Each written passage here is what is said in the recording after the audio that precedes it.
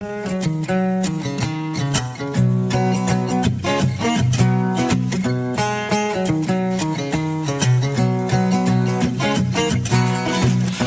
make it as a man, so he ducked it and became trans.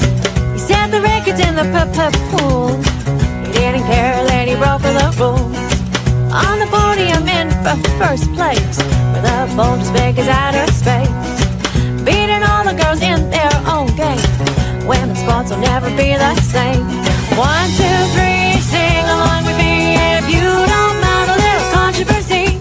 4, 5, 6, the men are now chicks. It doesn't matter if they've all got a hey. 7, 8, 9, come and stand in line. Use any bathroom, ignore the sign. 10, 11, 12, 13. It doesn't matter what's in your jeans.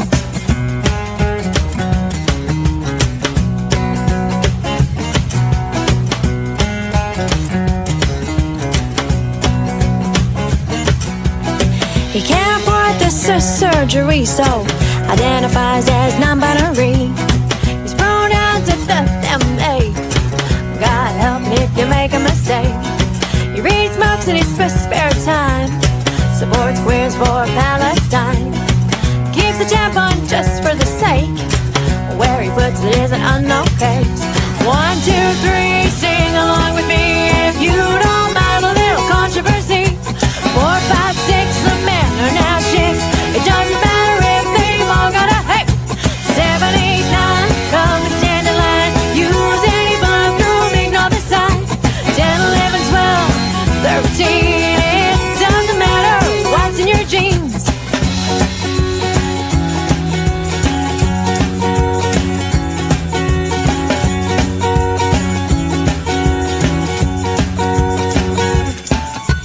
No one cares you were trans, what you do in private.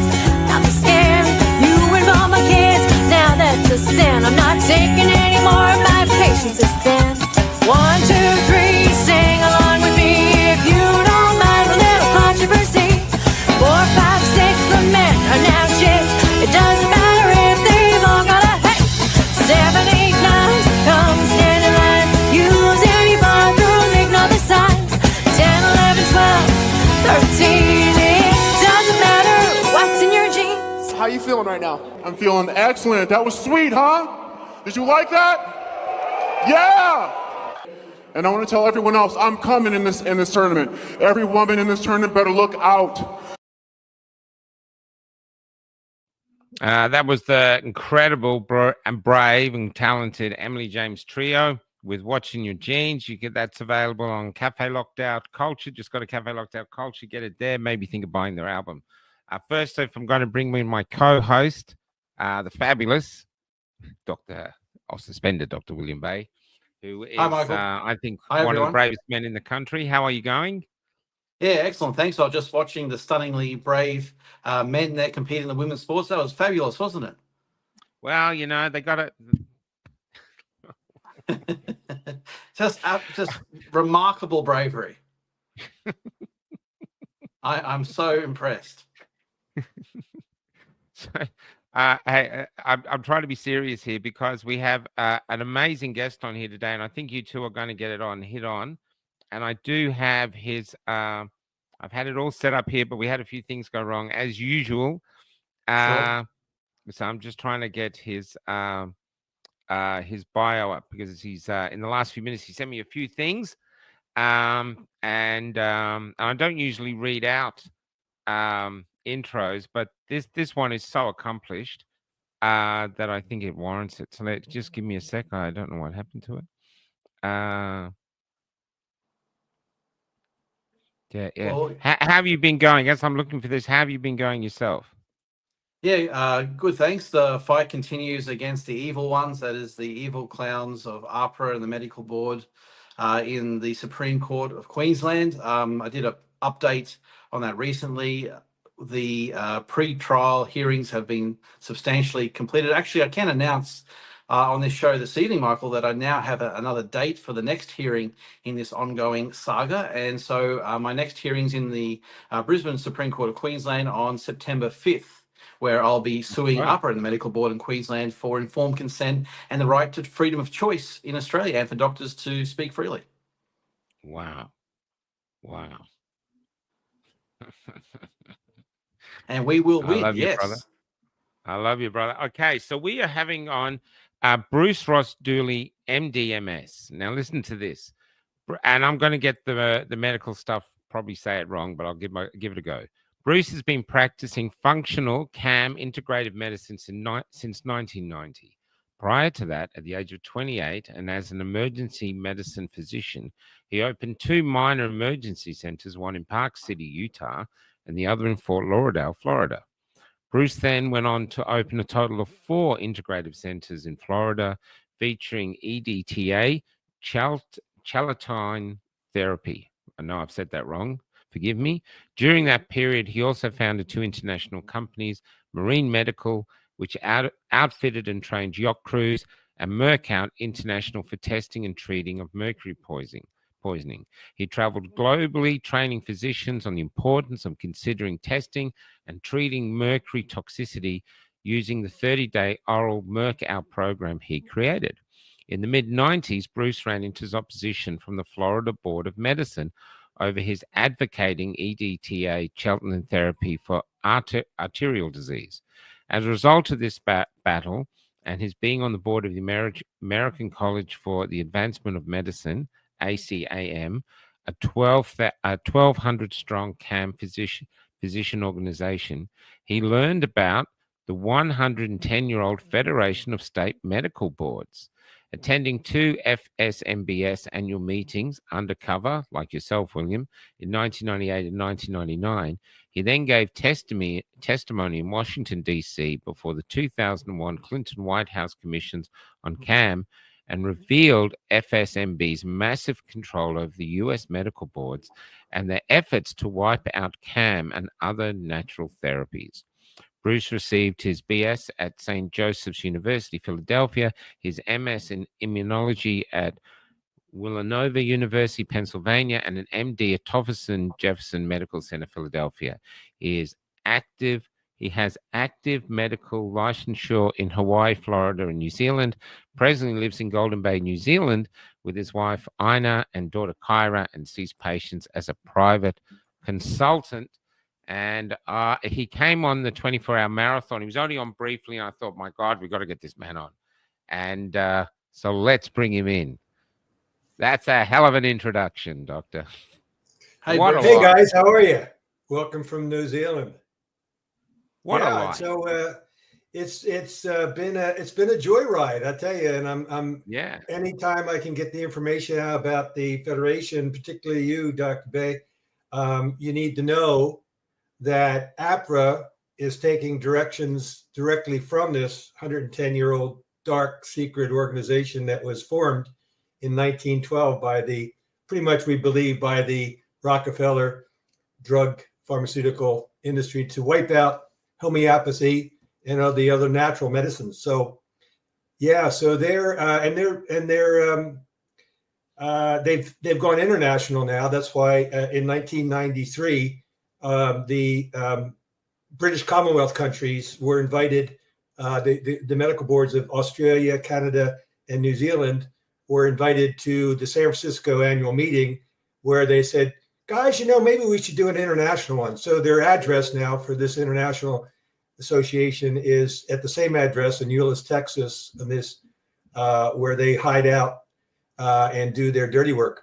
And they monitor the world, and any doctors that are out there trying to give informed consent or say that they can't give informed consent or whatever in these last 2-3 crazy years, they then have a little call to the medical council, medical board of whatever country that person's in. And the next thing you know, there's it's off and running. Like we have 26 people here, 26 doctors here from the New Zealand Doctors SOS, which I think you might, Mike, have you had anybody on from the New Zealand Doctors SOS?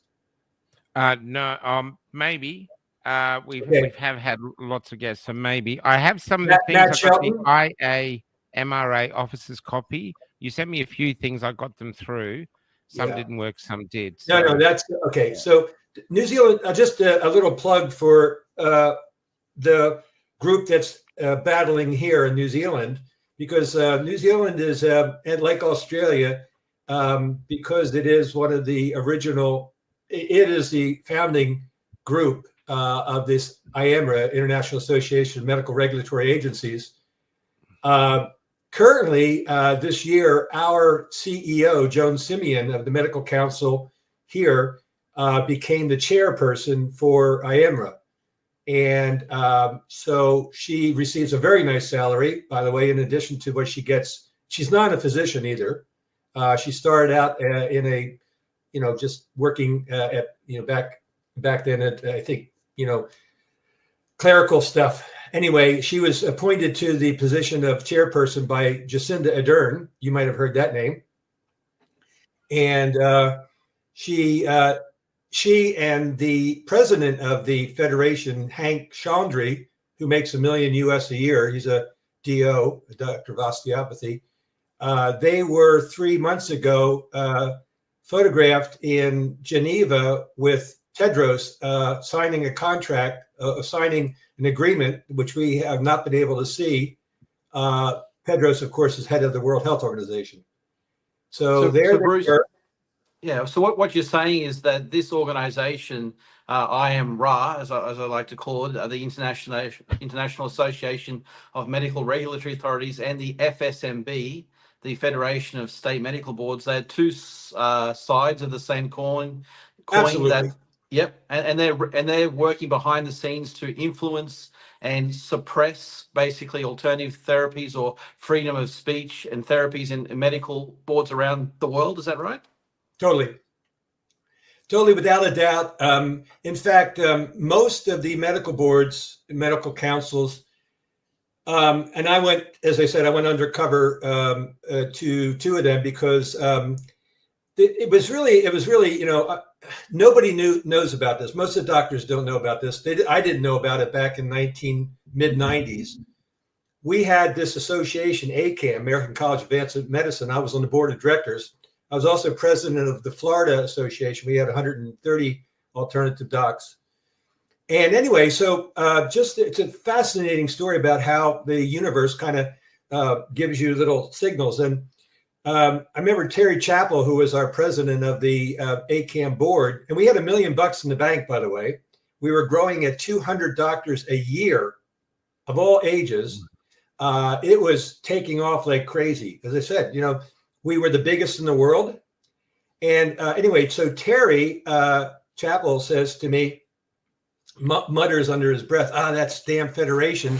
They've declined our offer to be expert witnesses, in their new upcoming CAM document that they're doing. So 26, rejections. And I thought I just put that away. I didn't think about it. And then I got attacked by my medical council in medical board in Florida for doing chelation therapy. Like it's key, like oh, is that what it says? Yeah, chelation. Yeah. So it's you guys make up those words so we feel like idiots just trying to pronounce. So this is amazing therapy, and we don't have to go into that. But the point is that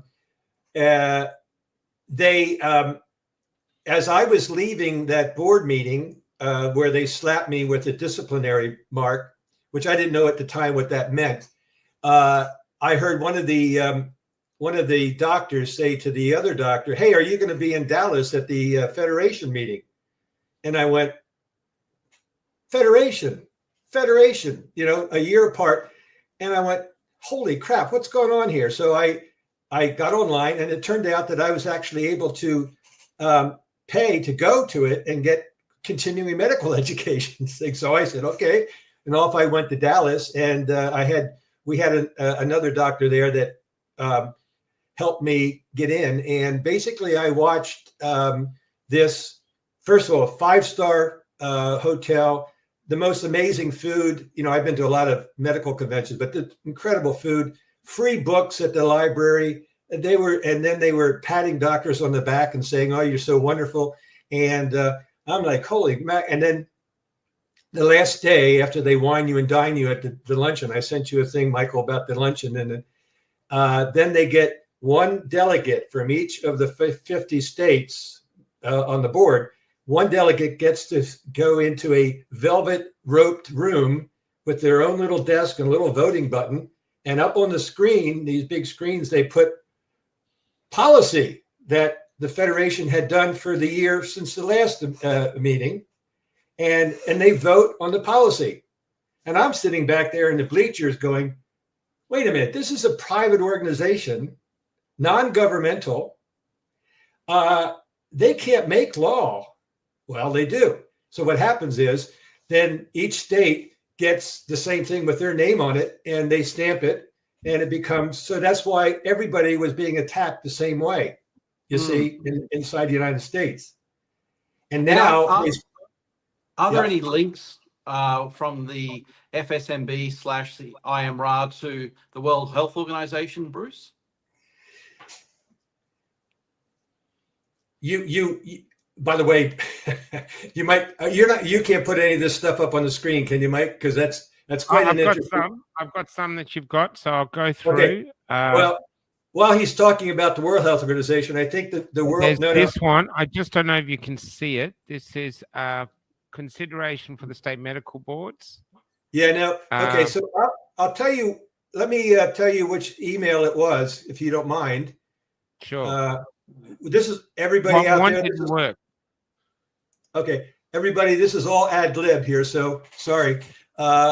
Okay, so it's the title is "That is the Rothschild Palace" on the subject line. Yes. Okay. I got to get back to you here. I don't forgot how to get that back to you. Oh God. No, we can see you. You're all good. Well, I can't see you. Well, well, while you're looking at to get us back on screen, so I'll just summarize what you said there, Bruce. So what you're saying is the FSMB is setting a unified national policy in the United States of America to control all the medical boards in America, and they're also filtering that policy out through the other countries in the world via APHRA. Right. And this is relevant to a lot of our listeners, Michael, because a lot of people want to know where these orders are coming from. So you're saying that the FSMB, which is based in Austin, is it in Texas? Is that right? It's in Euless, Texas, outside of Dallas. Outside of Dallas. And there's another picture that I did there, Mike, that basically shows bringing that up there. So there's the World Health Organization up in the right. So this is 500 interesting. meters away from the palace. The Rothschild. The World Health Organization is basically 500 meters away from the Rothschild Palace in Geneva on Rothschild land. Right. So just that's just Google Earth. Anybody can do that. Just type in the address to one and then type in the address to the other, and there they go. It just creeps over 500 meters. So and the other one, I'm not going to keep going back and forth, but I gave a shot there of the Federation, Mike, that has an aerial that shows that this they've tucked themselves away in a development of about 2,000 homes in Euless, Texas, completely hidden away in this development. It's fascinating. Anyway, so let's just get back to it. So this is a very clever. They have unlimited funds. We don't know really where the funds do, but I do have an IRS. IRS is the Internal Revenue Service. We do have copies of the 2017 their filings, and they spend $1 million a week, US dollars a week. I don't know what you can see from that. That's the aerial shot. It's a bit small for our screens, I think, but yeah. Okay, so you can see. Anyway, you can see that there's a massive thing, and over in the left lower corner is a tiny. That's the, and then you can. There's a, there are two large buildings there, 2-story buildings, and from there they have legal services that go out to the world's councils and give them legal advice so that they don't have to really spend too much effort. Literally, at least our medical council is so unimpressive in their abilities. And all of a sudden they come out with some really stunning legal arguments to knock us down and So put us what down. you're suggesting is that world health policy regarding doctors is being set by this private Rockefeller organization in Dallas, Texas, and being replicated or parroted around the world. And that's the only way. I mean, didn't you wonder why everything was happening in unison like it was? Of course. So as far as I can see it, and I've been following these guys, I've been watching them for about 25 years now, because, I found out about them and I can't undo what I saw. And so, I didn't go public because, what's the point? But when the pandemic hit and I began to, and I sent you things, Michael, I'll just, I've got, I've got some here. I just saw them as I was doing other things. Like I got the IAMRA officer's copy, FSMB policy statement. Yeah. And I'm happy to go through these other things as you're talking. Yeah, well, it's okay. I can probably describe it. So the Federation tucks its head down and does its dirty work in pretty much, behind closed doors. But in, I guess it was April of 2021, I sent you the press release that they did around the world, basically saying doctors who spread misinformation and disinformation will be subject to disciplinary actions by their medical regulatory agencies. And I went, that's the one that didn't work. It's all what's that? Good. That one didn't it's work. all garbled on the thing, so that it must be something that didn't work. Anyway, that it's all there. It's all documented. Nothing I'm saying right here as far as what's happened with the Federation is debatable. It's all there. So they come out with this statement. They say, basically, it was a battle cry sent out to the medical boards, the medical regulatory agencies. Any doctors that disagree with the narrative, they're open game, right? So then in December, I sent you another one where they basically said 2/3 of medical boards have reported incidences of disinformation. We have to take this and we have to have policy. And then I sent you another one, a 12-page policy paper that then was presented in April of 2022 at the New Orleans.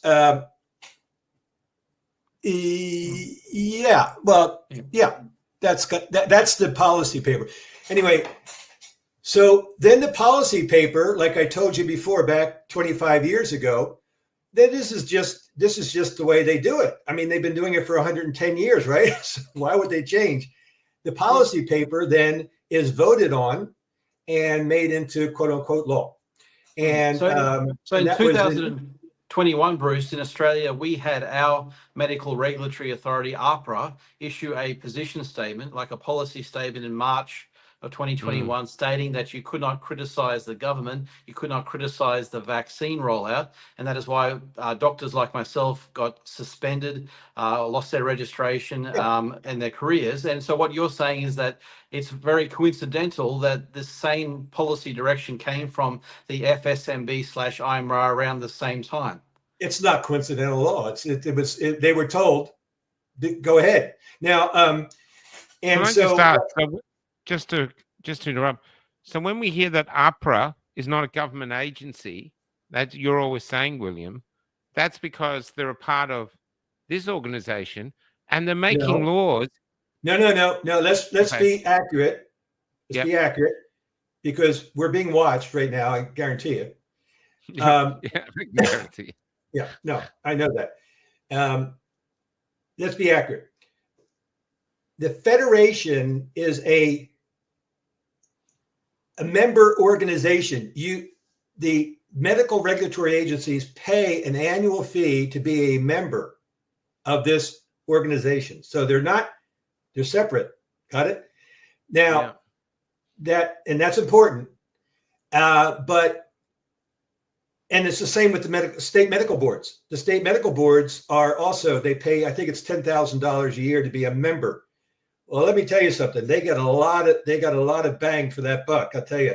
And for instance, that Bali thing you went to, that's just a typical way that they reward these, the medical members aboard. They bring them in and they wine them and dine them. And I don't know how you got there. That's a pretty amazing thing. How did you get to the Bali? Yeah, so in October of last year, I invited myself to the APHRA conference in Nusa Dua, Bali, There you go. because I became aware of these organisations in the background that seemed to be influencing the APHRA, the organisation in Australia that was limiting my freedom of speech and impacting so many patients and doctors in Australia. So I decided, rather than protesting APHRA all the time, I take it to the next level and protest directly the organisation behind APHRA, or who was directing APHRA, APHRA. And I went to Bali. I just signed up, paid my registration fees, attended the conference, and then on the last day, I interrupted the vice president and told them that their efforts to silence freedom of speech was finished. So here's the video. Oops. So you did the same thing I did, but 25 years later. with a touch, with a touch of flair. Let's see. Here's the conference here, right here in Nusa Dua. So I just walked in, pretended that I was in the right place at the right time, and that this was all normal, and which was for me. I've been doing a lot of protests at the time, and walked straight onto the stage and took over the show. Here we go. Oh my God, this is fantastic. Hello. Excuse me, my friend. Hello, ladies and gentlemen. My name is the suspended Dr. William Bay from Queensland, Australia. I would like to finish this conference today by letting you know that APHRA is over. There is no more regulation here, ladies and gentlemen. You have betrayed the trust of all people around this world because you were not honest with us with the COVID-19 vaccines. You see, I am an ethical doctor, not you, not the regulators, not APHRA, not Heidi Otter. We are the people, and we declare APHRA 2023 over in Jesus Christ's name. Amen. We are not complying. We will never comply. We believe in informed consent. We believe in the right to freedom of speech, and you will be judged. You cannot save the government or APHRA, but you can save yourselves. Oh, that is so great. That made my nipples hard. We actually want to come up with that yearly award called the Billy Bay Balls Award for who does the most ballsiest protest of the year. That's dedicated to this guy. I am duly impressed. That's good, Bruce. Would you believe the next day I attended the breakfast buffet with all the APHRA delegates, and I actually met the chair of the FSMB, Dr. Jeffrey Carter, and had a meal with him, and he was very surprised that I was there. He said, "Aren't you supposed to be in jail?" And I said, "Yeah, I thought I might be as well, but we're here anyway." And I said, "Whilst I've got you, Jeff, can I ask you a question? Why are you so evil? Because I'm trying to fight for informed consent, and it seems that you are the complete antithesis of me and all who I represent. So why are you trying to kill my patients with this so-called vaccine?" And he said, "William, that's a long story. I'll have to tell it to you one day." And he never did.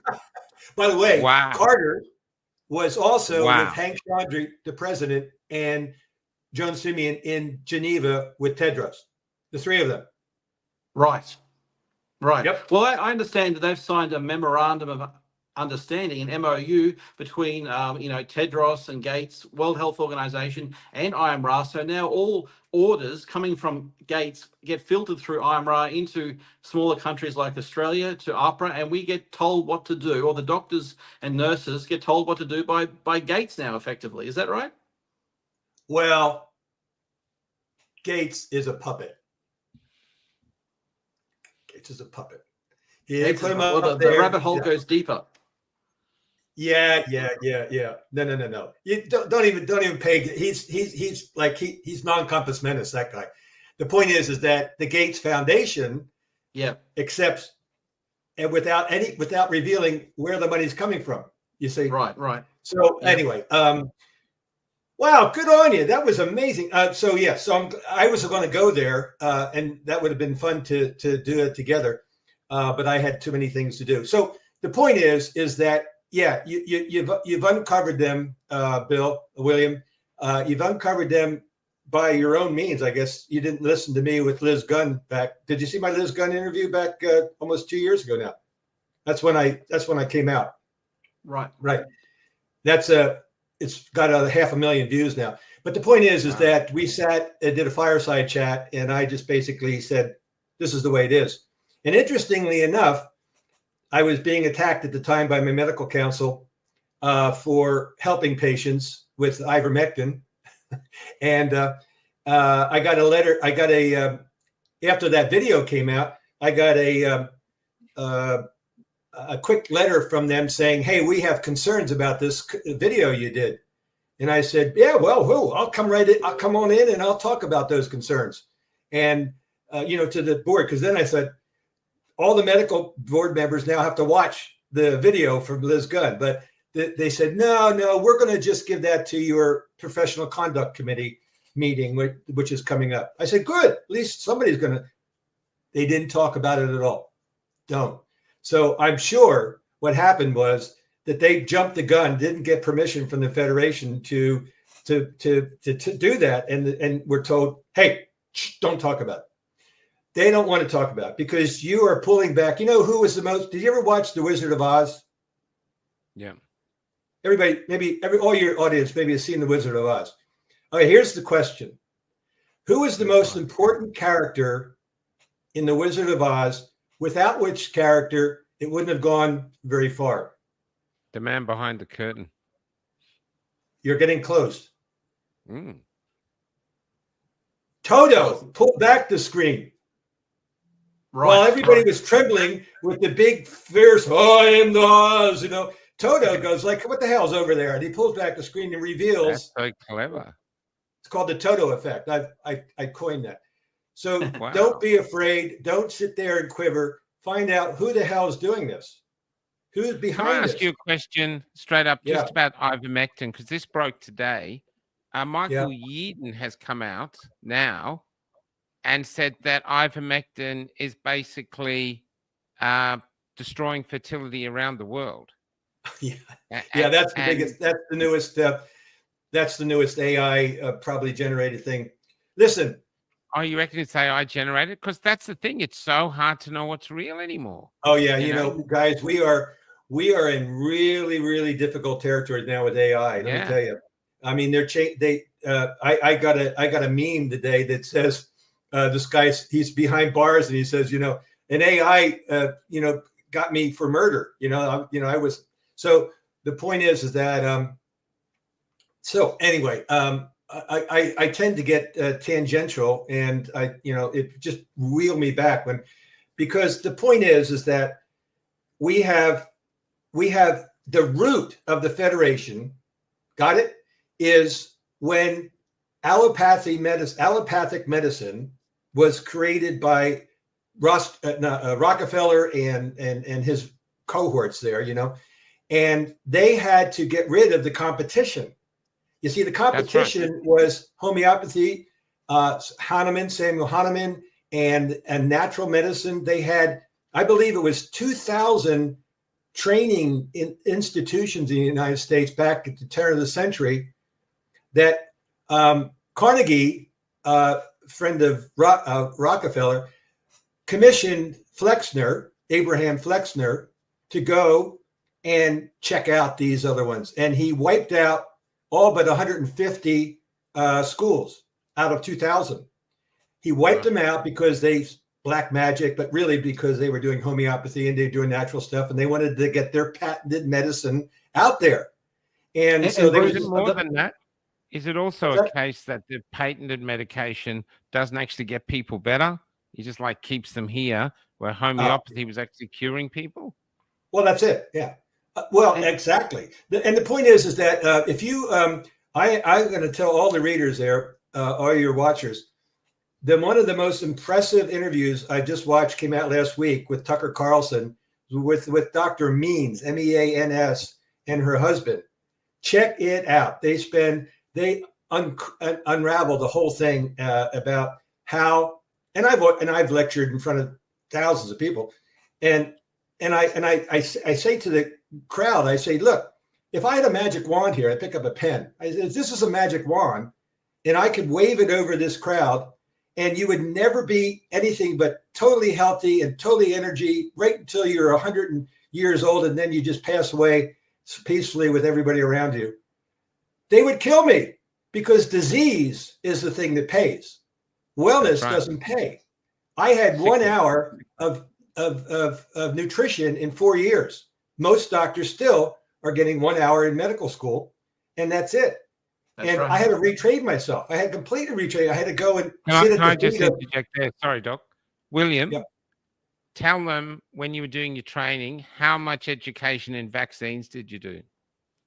We got nothing in vaccines, Bruce, because in the vaccine lecture by the professor, I sat at the front row to hear what he had to say, because I was quite vaccine skeptic going into medical school.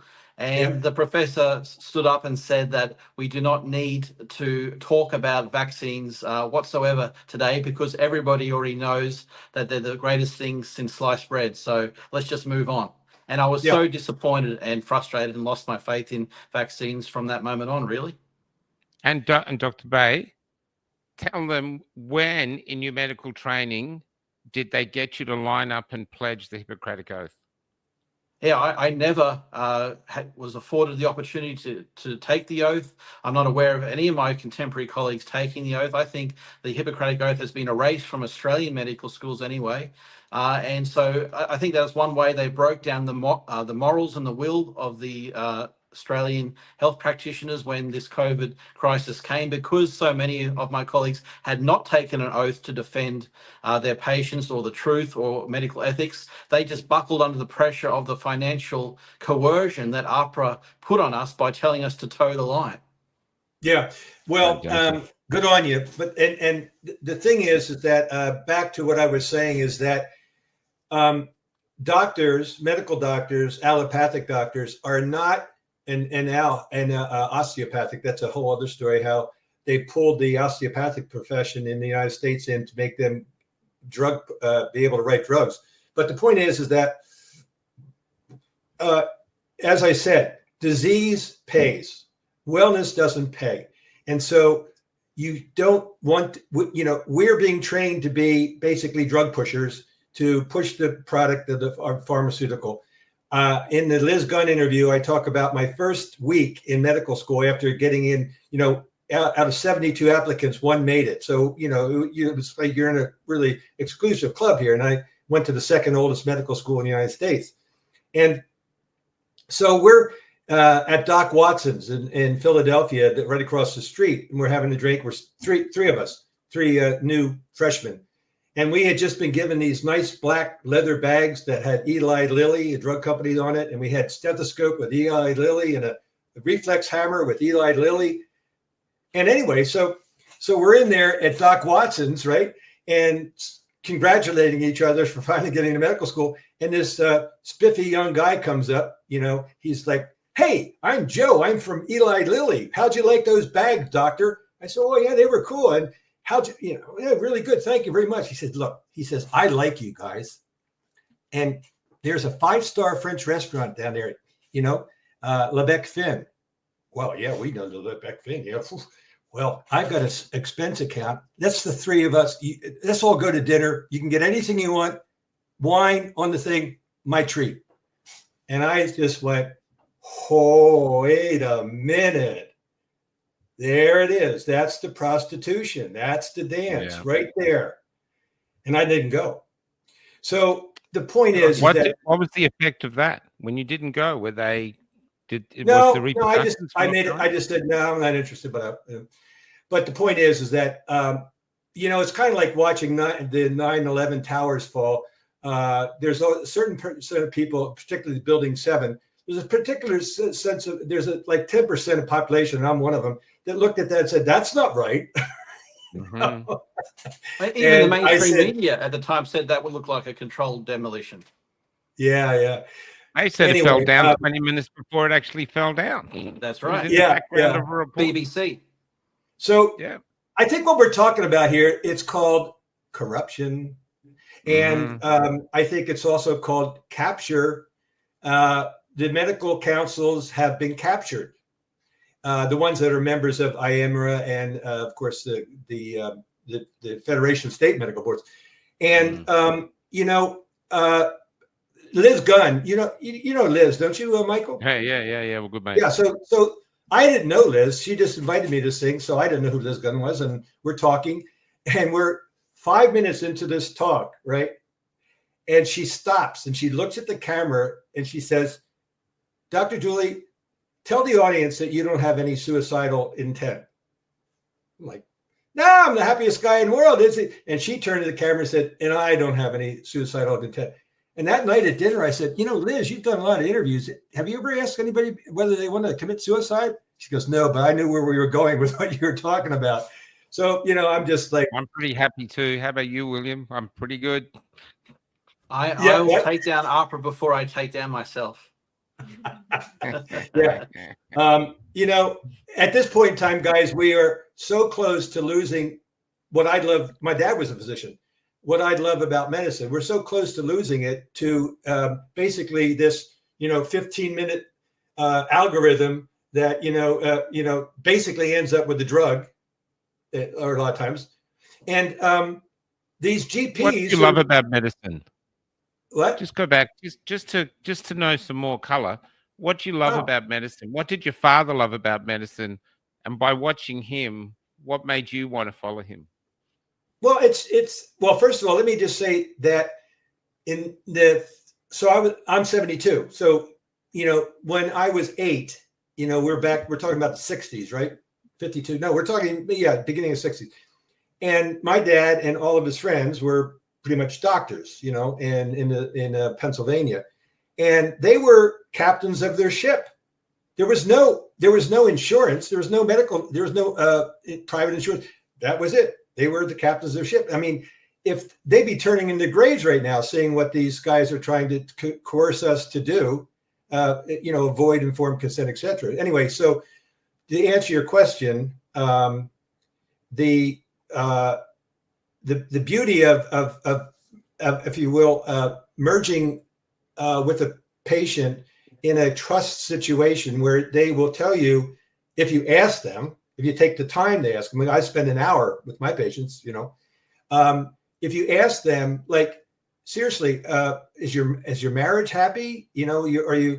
How are your kids? Are you eating well? And are you sleeping? I mean, this is one of the first questions I ask. Are you getting good sleep? And basically, in medical school, well, of course, in medical school, when we were training to do our history and physical, they gave us 2 hours with the patient. So you do social history, family history. Remember that one, William? Yeah, how you did. And of course, that went out the window. But the point is that I was asked the other day at another interview. I can't remember why I'm doing so many of these. They said, "Well, how would you describe the basis of integrative medicine, what you do, which is what we're being attacked for?" And I said, "Well, it really just starts with looking the patient in the eye and saying, 'Hey, how are you? How can I help you?' And from that point forward, if you really are engaged and you connect with not the computer screen, not the algorithm, but the patient, and you have the time to do it, that's the other thing too, you will be healing. And that's what I love so much about it." So they answer your question. Almost like a spiritual connect. Because I know when all this was happening, the one thing I kept saying, I've said to you, William, for people that aren't doctors, what we want from our doctors is someone who we can trust to tell us the truth. Yeah. You're going to die, or you're going to this, whatever it is, even if it's a good thing, bad thing, you're going to get diabetes, but tell us the truth. There's one person in society who will have the moral fortitude to tell you their truth. And that's gone now. Now there's the doctor, the government, and APHRA, and us, and that's gone. Well, and the thing is, I have never worked for anybody. I've always built my own medical centers. I was an emergency doc, so I guess I did early. But the point is that my paycheck never came from anybody but myself. So I didn't have to dance to the tune when I came here in New Zealand, and I finally got my registration, which yeah, I don't know whether I'm happy I did that or not, but the point is that all of a sudden I realized that the paycheck for these doctors comes from the government. Yeah. Hello. Well, that's a problem, because if the government is saying, you know, you got to do this, and you go, well, no, screw you. Oh, bye-bye. Well, it's just what happened when people decided, a few doctors decided not to get jabbed and also or stood up and spoke up, like Peter Canaday, is an amazing guy who, you know, went all the way to tribunal, 2 years of all this beating, and he's an American and really an amazing guy. They're all amazing, actually. Basically, at the end of all of this, there was nothing that he said in a 2,000-page testimonial to this to the tribunal that they said was wrong. They admitted that. You know what they said? They got him because he brought disrepute to the profession. Wow. Oh, that's it. That was the charge. Can I ask you another question? Dr. William Bay has been raked through the coals for years. I'm interviewing another doctor coming up, Dr. Jareth, who's had 5 years being suspended now. Dr. Hobart was publicly raked through the coals. Dr. Miley, all these doctors, are they doing that, like being excessively cruel to doctors they go up against in order to scare other doctors from standing up? Look what will happen to you if you decide to be a doctor sticking up your Hippocratic Oath. We'll do a William Bay on you, or we'll do a Hobart, or a Dr. Borshot, or a Dr. Sure. House. They're just making the other doctors cower, and you know, gosh, I don't know really where people have asked me how could these doctors have not spoken up, and you know, I'm a kind of a self-made man, so you know, I don't really do medicine I don't depend on the income. I do it because I like it, really. That's the problem. You know, you got these young doctors, they've got a mortgage, they've got a wife, they wants to go shopping, and kids, they need to have, you know, to go to private school or whatever it is that the car payments, they've got this nut that they've got to pay at the end of every month. And they look at that and they go, you know, but I really don't even think about it. You know, talk to your wife. Don't even think about it, honey. You know, I get it. This is coercion and evil coercion that went around the world.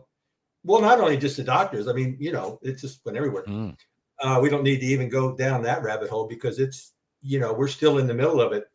But the fact is that people need to wake up. They just need to realize that governments and medicine and so many of the things have just been co-opted and coerced, corrupted, and taken over by unlimited money, by the way, unlimited money.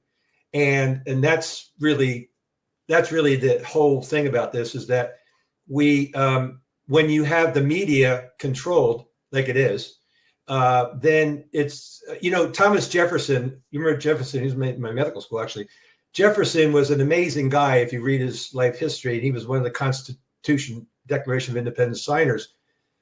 And he said something that was really very powerful. And he said that information is the currency of a democracy. Think about that for a second. The currency of a democracy is information. If does everybody agree with that? And then where are we getting our information? Right. One sword. So we don't have a democracy at all. No, I mean, not at all. Oh, I don't know what Williams got, which explains why in Europe now they're working like crazy to destroy Twitter, because Elon Musk is giving the people information. They're spreading it amongst themselves. They're getting power. From power, they get hope. From hope, they get courage. They could recreate the world. So the powerful have to shut Twitter down. They control the rest, you know? Yeah, he's of course, again, the disinformation that's out there, and it's like you want to get a vomit bag when you see these guys coming after doctors for misinformation and disinformation, when the media and politicians, and it's just all disinformation.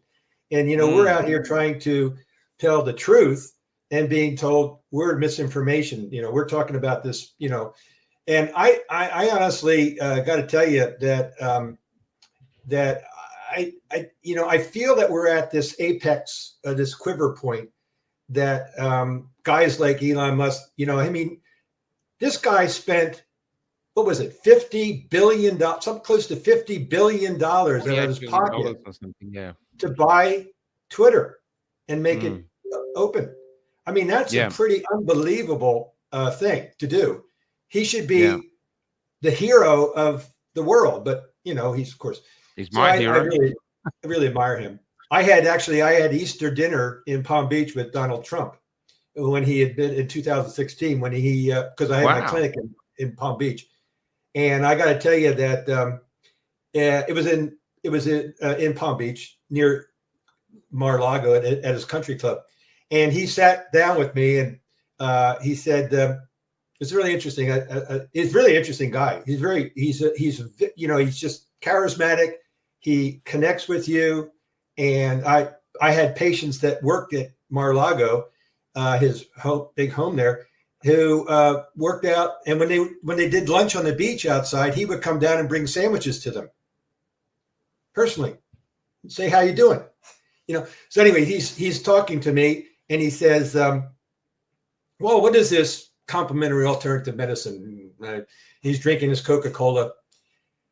And I tell him, and then he looks at me very intently. Now, this was for 2016, right? By the way, he didn't think he was going to win. I could tell. I know people. I can read people. I think he just wanted to get out and talk about the swamp. And Hillary Clinton was like a shoo-in. Remember? It was going to be, she was going to win. So he was just, as a businessman, he wanted to get out there. Anyway, he looks at me. He leans across the table, our dinner table, and he goes, "What do you think about the World Health Organization?" And I go, "Well, just a bunch of overpaid bureaucrats." I didn't know anything at the time. He knew, because when he got into office, remember, he took the United States out of the World Health Organization.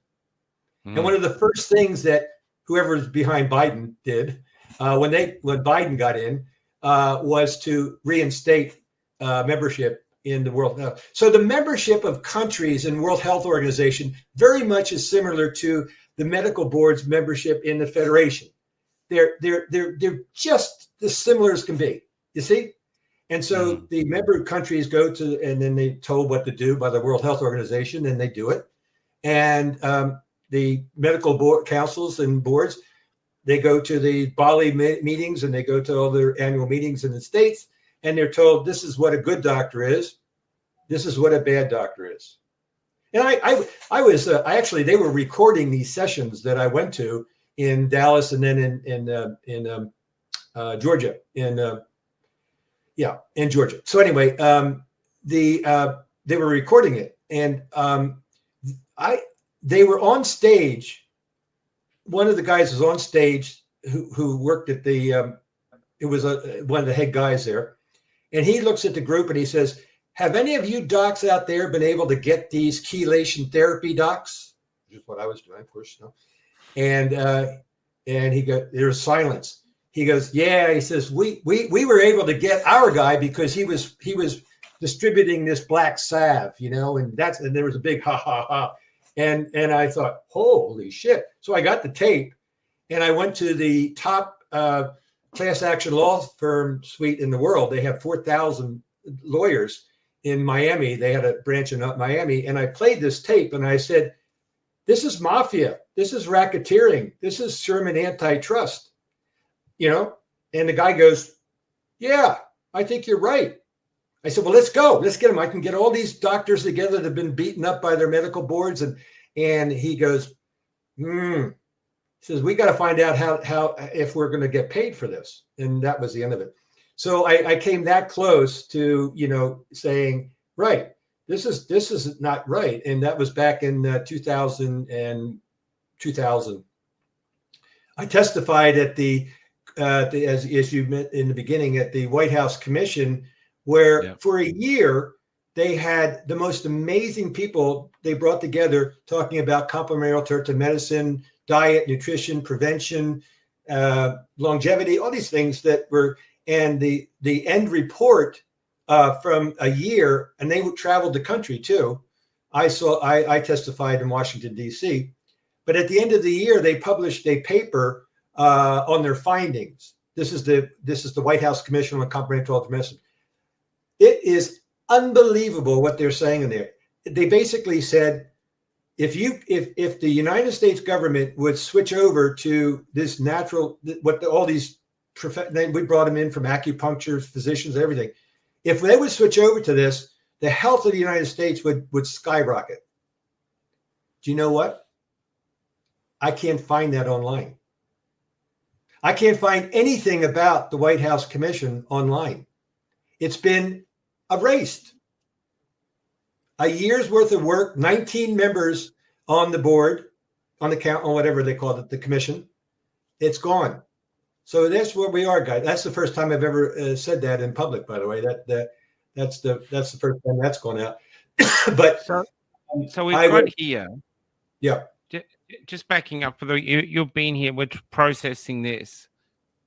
We don't even have a health system. They hide under the word health, but we have predators who are making so much money they literally forget money. It's making so much out of making people sick and keeping them sick. Like my mum was diagnosed with Parkinson's years after being on something called Lipitor or something, which apparently gives parking-like systems. She used to be healthy all the time. She's been incredibly unhealthy on tons of drugs. She's a pharmaceutical junkie. And now she's terrified to give them up. She doesn't know what they are. And she's making them a fortune. I've interviewed vaccine-injured people all over the country. They get no help from the government. Most of them are up to $100,000 now in paying for the medication, which is not making them any better, to deal with the injury they got from the vaccine supposed to be safe and effective, which was bullshit. So it's just like foxes in charge of the hen house. Yeah. And if any chicken stands up and goes, that's a fox, they're going, oh, conspiracy theorist, what are you doing? Misinformation. No, Henrietta's hanging out of his fucking mouth. That's a fox, mate, and he's going to eat you next. But they can't hear it for some reason. They can't hear it. I was really, I came into New Zealand in 1996. I've been here 25 years. And I had this impression that the Kiwis were these, they just fought off the Navy and no nuclear ships, and the Rainbow Warrior, and then the Springbok demonstration that happened here. And I thought, wow, these Kiwis are really tough. They're really, and they just rolled over. I think the Aussies the same way too. They just rolled over, and I'm like, holy crap, what happened? What happened to these people that I thought, and lockdowns and all this kind of stuff and masks? And the only thing they fought in Australia, they fought for toilet paper. So if you want Australians to fight for anything, be it their children or their constitution, wrap it in toilet paper and you got a chance. And the other thing they fought was anybody who stood up against the government, who just had questions. Just questions. That's it. We had questions. What's in it? Why should I take it? What happened to freedom of choice? Informed consent. What happened? What happened to scientific debate? We were never allowed, and we started New Zealand Docs SOS. We started them back in I think late 2021. So came on board, and Peter Canaday, the one I told you about, he was going around with Voices for Freedom, which is another big group that started here out of that, and basically we kept asking, look, just let us talk about it. Bring your best. Give us and we'll put them together at a table and we'll just have a debate. No, there was no debate. And, Yeah. you know, think about it. I mean, it was really what we, and I just lectured, not lectured, I gave a talk two weekends ago in Nelson to about 100 people for Voices for Freedom people. And I started to talk and I said, I want to stop for a second and acknowledge all of you for what you've done. But I also want you to understand that all of us have a certain amount of PTSD from these last 3 years. You have to admit it. You have to just look inside yourself and say, I have this affected me. And there's no way that there's nobody could have escaped the last 3 years without being emotionally and spiritually and psychically affected. Do you agree with me or not? Am I making that up? Or do you I can tell you today, even today, right? Like today, Yeah. Senator Babette is in the Senate here trying to allow babies who are born, who survive an abortion, who are alive, and there's about one a week that survives, that they are allowed medical care, even if it's just pain relief. And 30-something plus senators said, no, they can't have it, which to me is just evil. It's evil. There's no other way. It's absolute pure evil. You're a doctor and this baby's here and it's breathing. It's survived. It's even its own parents trying to kill it and it's still here breathing. You're just going to leave it there to die? Seriously? That's where we live now? That's the moral foundation of this country? And then I'm doing a documentary about Dazzle. We've started this because someone wants us to do one. We're starting working on it. And the deeper we go into that story, the more shocking it is, because basically Dazzle is the same as one of those babies. She said she needed a double lung transplant, and she said no, she didn't want to take the COVID vaccine to take the transplant, which was no mandate that required it. It was just the transplant doctors saying no, which makes you wonder where they got orders from somewhere else. So for the last 6 months of her life, she sat in this room with so many Australians praying that the hospital or the doctors would remember that they're supposed to save life and change their tune, and they didn't. They sat back and they watched her die. Even the nurses used to look after her, and we know that too. If you want to talk to us, come on. You came in, you looked after her, you took your blood pressure, you took this, but you did nothing to try help her survive. You know, you could have had a big strike in the hospital. There's so much we do. This is where we are now. If the children don't comply, we let them die. People are basically, you're an asset or you're a liability. And if you go against the government, you're a liability. Doesn't matter if you're a doctor or a professor, like Dr. Pierre Corre just lost his registration. I've met CEOs from companies that have lost everything. I've met ordinary people who have lost everything. All of them suffered simply because they had questions and they didn't want to give up their freedom of choice. And now you become a liability in this community. And that's why I think people know it. And because so many people out there are just abject cowards or selfish, they want to hold on to their own stuff, F the country, they're basically destroying everything that made both our countries, New Zealand and Australia, the best countries in the world. Simply I'm the telling best. you, We had a moral foundation that the rest of the world wanted to reach and have a taste of, and we're giving it all away to this. Yes, that's right. That's the love of money is the root of all evil. Yeah, that's a very interesting perspective, Michael, because you were Australian. You're born there, right? You're native. Wales. No, I was born in Wales. But look, England's the same. Yeah, but I've been here since I was 5 and £10 pom, you know? Yeah. Although the government probably wants their £10 back now. With interest. Well, you know, basically, sometimes I feel like I'm at the Alamo, or the Alamo wasn't really a good example, but the point is that for medicine, we're at the cusp of losing it. We really are. These GPs that are still so pumped up with themselves, you know, because that's what medical school does. It pumps you up, and I'm a doctor, and the other thing that they don't have is any other talents that they could do if they're not a doctor. And that's, of course, what the medical boards and councils rely on, because they scare the shit out of them. It's like, holy crap. I mean, they take away this paper and I can't make any, I'm destitute. That's interesting, isn't it?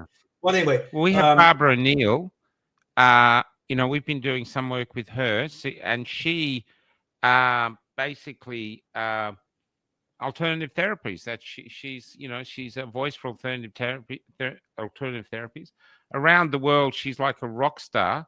Fills halls with thousands of people.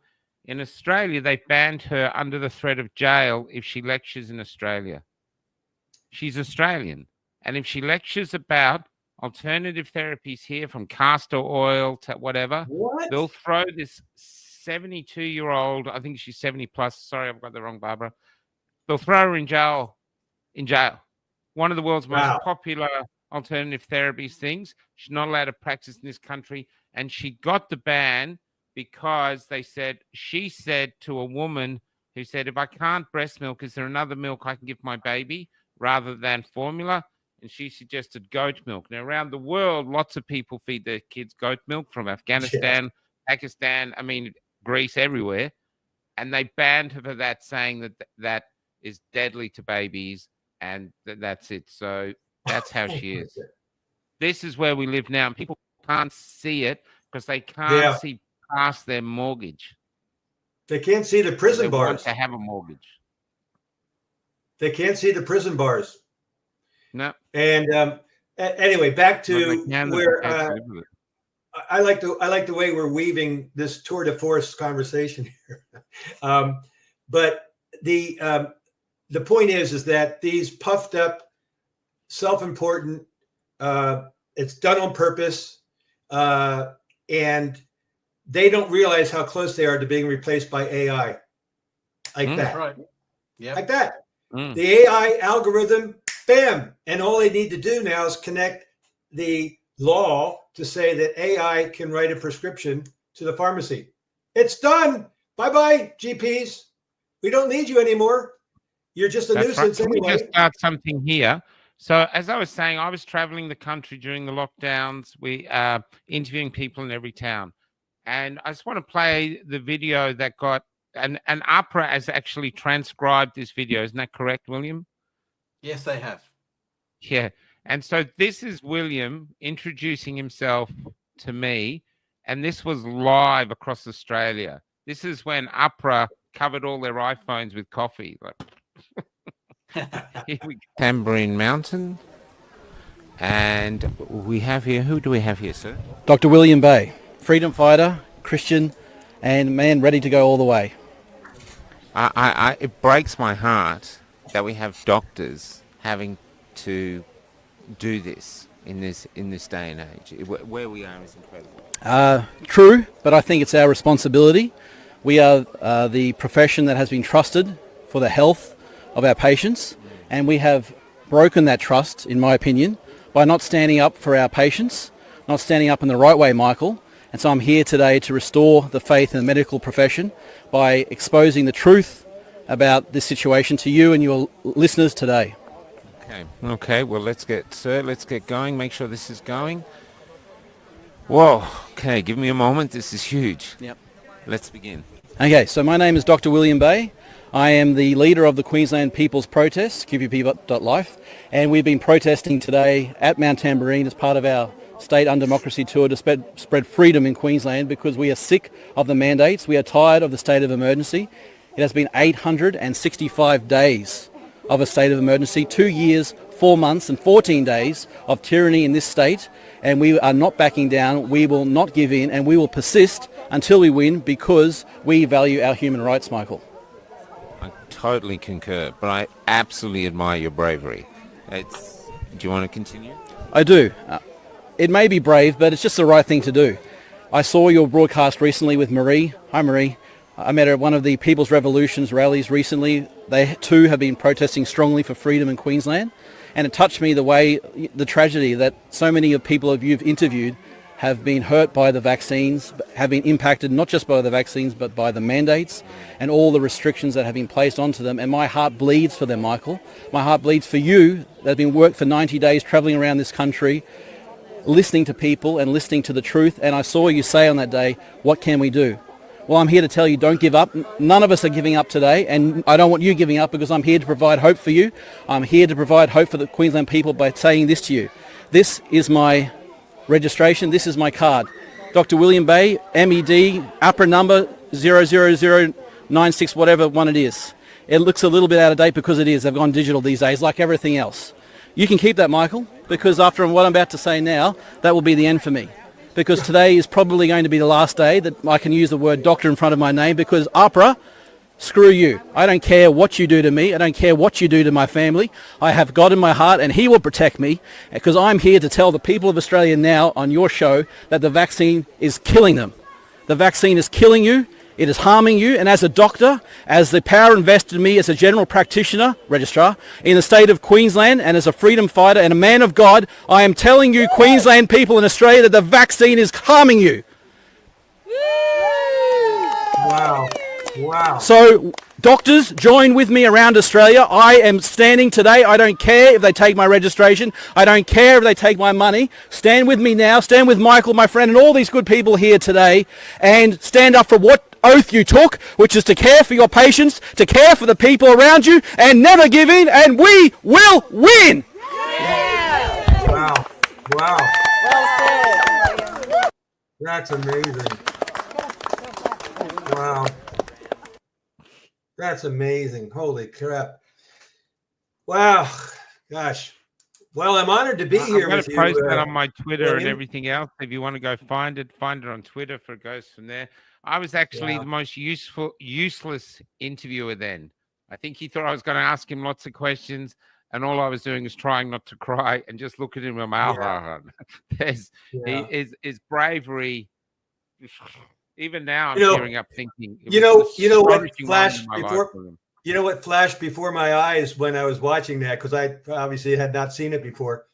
But did you ever see the end scenes in Braveheart when Mel Gibson's on he's being stretched and he goes, "Freedom!" Sorry, I mean, no, let's cancel the thing with you, William. But no, seriously, that's the kind of leaders that really do make a difference, and God bless you, man. God bless you.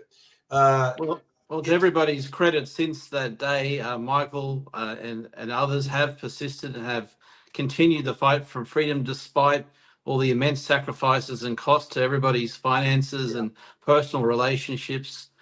So we're still here, 2 years or more later, and we've just got to keep going, because inevitably, if we keep standing up for what is right and what is true, we will win, I believe. Have you ever heard of a woman named Elizabeth Kubler-Ross? Yes. She wrote a book on people basically when they die, basically the near-death experience, and they come back. So near-death, NDE, near-death experience. I'll get to why I'm telling you this, because every one of these people that were interviewed, and there's also Dr. Moody did a book on his near-death experience, talking to people. Almost every one of those that reaches a certain point in their transition from this life on has to go through a life review. And that life review is about what you did in this lifetime, or the evils that you did, or what you didn't say, what you were fair. And so God bless you. You're going to have a great life review, I can tell you. Thank you. Yep. He's done astonishing things since then. The most astonishing thing was the people who see the show know this, but he was arrested for protesting outside APHRA in Brisbane, and I was heading there. But by the time I got there, they'd already arrested him, and he was in jail, and they kept him in the lockup overnight, barefoot. Floor was covered in feces and urine, and they're just trying to break him.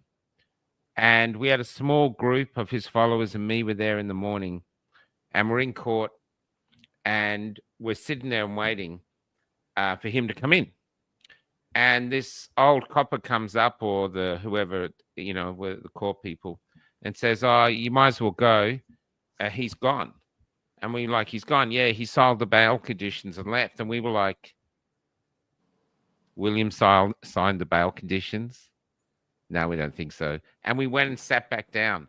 And we did that out of faith. We didn't know. We didn't have any evidence. But I had faith that I knew William and that William would not do that. So I just sat back down and thought, no, I don't believe it. And we sat there, and then William came out, and I swear to the light was on him. He came out, he was standing upright as this. It was just a beautiful moment. And I've been surrounded by so many other Australians. I've been surrounded by so much cowardice. But amongst that, there we have this incredibly beautiful, vibrant, defiant, entrepreneurial freedom movement. And so I live within giants. I just go around documenting giants. And William is one of the biggest giants I've ever documented. Him and, say, Dr. Oosterhouse and a few others, and not just doctors, all these other people. I'm sorry if I've forgotten you. But there were certain moments there where I thought, I'm in a historical moment here as a spectator. And in the future, they'll look back and they'll go, "This was you're more than a spectator. You're more than a spectator. Don't. You are the transmitter, and so. Thanks God for you that we have you and Liz Gunn and other people who are, and go to the top. Tucker Carlson, in my estimation, he's got an audience of millions. Okay, and so every morning I get up and I psychically put a white light around him for protection. And also Elon, I think we're talking about Joe Rogan, people, too, Yeah, Joe Rogan. Yeah. So the point is that thank you, Michael. I mean, this is the first time I've met you, really, except for that show. But we all are in this war. It's a war, and it's an asymmetrical war. It's definitely an asymmetrical war. And the only voice we have left, remember, currency, information is the currency of democracy. The only thing left is the internet. And we have to be really watching carefully because they're making every attempt they can to try. Well, they did obviously with Twitter, and that's why Elon brought it back, and even when they're caught, as red-handed as everybody's being caught, nobody goes to jail. So this is the other thing gets frustrating because obviously, you make an example of somebody and then nobody else can come in and either whistle blow or they're not going to do it anymore. But if nobody is held accountable for all these thousands and millions of deaths, 20 million, I think has been, if nobody's held accountable after this thing, if Jacinda Ardern and Bloomy, who knew, by the way, he knew, we actually know this is a fact, folks. In February 26, 2021, right? MedSafe had made up their mind that they were not going to accept the Pfizer vaccine. And they told this guy, Clive James, to tell Australia, who had just approved it based on basically nothing, really. There's, as we know now, the evidence was totally negative. And so MedSafe here, our agency, MedSafe, literally made the right decision and said, no, we're not going to do it. And guess what? They gave it to this Medical Assessment Advisory Committee, MAAC, who 2 days after that, March 1st, said, without any extra evidence or anything that MedSafe had to look at, they said, approve it. And they did. So I did an Official Information Act. I did an OAA on them 2022. And I got back. I said, I want to know who they are. I want to know who they're affiliated with. Who are these people? How many are there? Who is this MAAC? They wrote back, the government wrote back, Ministry of Health said, well, we can't tell you for security purposes. Take it to the ombudsman. So I took it to the ombudsman. 2 months later, to my shock, the ombudsman says, I have to agree with the Ministry of Health. We can't tell you who the MAAC is. To this day, we don't know, 3 years later, who was behind this curtain made the decision. Think about that. Extraordinary. Extraordinary. Dr. William Bay, when he's been taking them to court, I don't even want to think of the bill he has for that. But you went to the human rights lawyers, didn't you, William? Remember they told you this wasn't, what did they tell you? So I think you're referring to the case in the Supreme Court with another matter when the human rights lawyers said that it's not a matter of human rights anymore, and it's not relevant. So in my matter, I've had the human rights part of it taken out because I just didn't feel that I had any faith in the system left to fight for that, because unfortunately people just acknowledge these days, Michael, that the truth is not wanted. We don't care about the truth. We just want to be left alone. We want our own little lives, and if there's tyranny everywhere, then we're just going to accept it. My patients, my colleagues, my friends, my family, to a large degree, are all taking the safe road. They're trying to comply their way out of tyranny, but that's not the way. We must fight back peacefully, politically, and persuasively to reclaim our human rights and our love of freedom. Otherwise, we're all going to find out in a very bad and evil way that you cannot have safety or physical health if you don't have psychological and spiritual health first. That is freedom. We must have freedom as the basis of society. I'm so sick and tired of the government saying the first responsibility of the government is to make people safe. No, it's not. The first and maybe only responsibility of government is to protect the freedoms that society is based upon. That should be their purpose, not to lock us in cages. Well, Can I ask you, Doctor? Sorry. Yeah.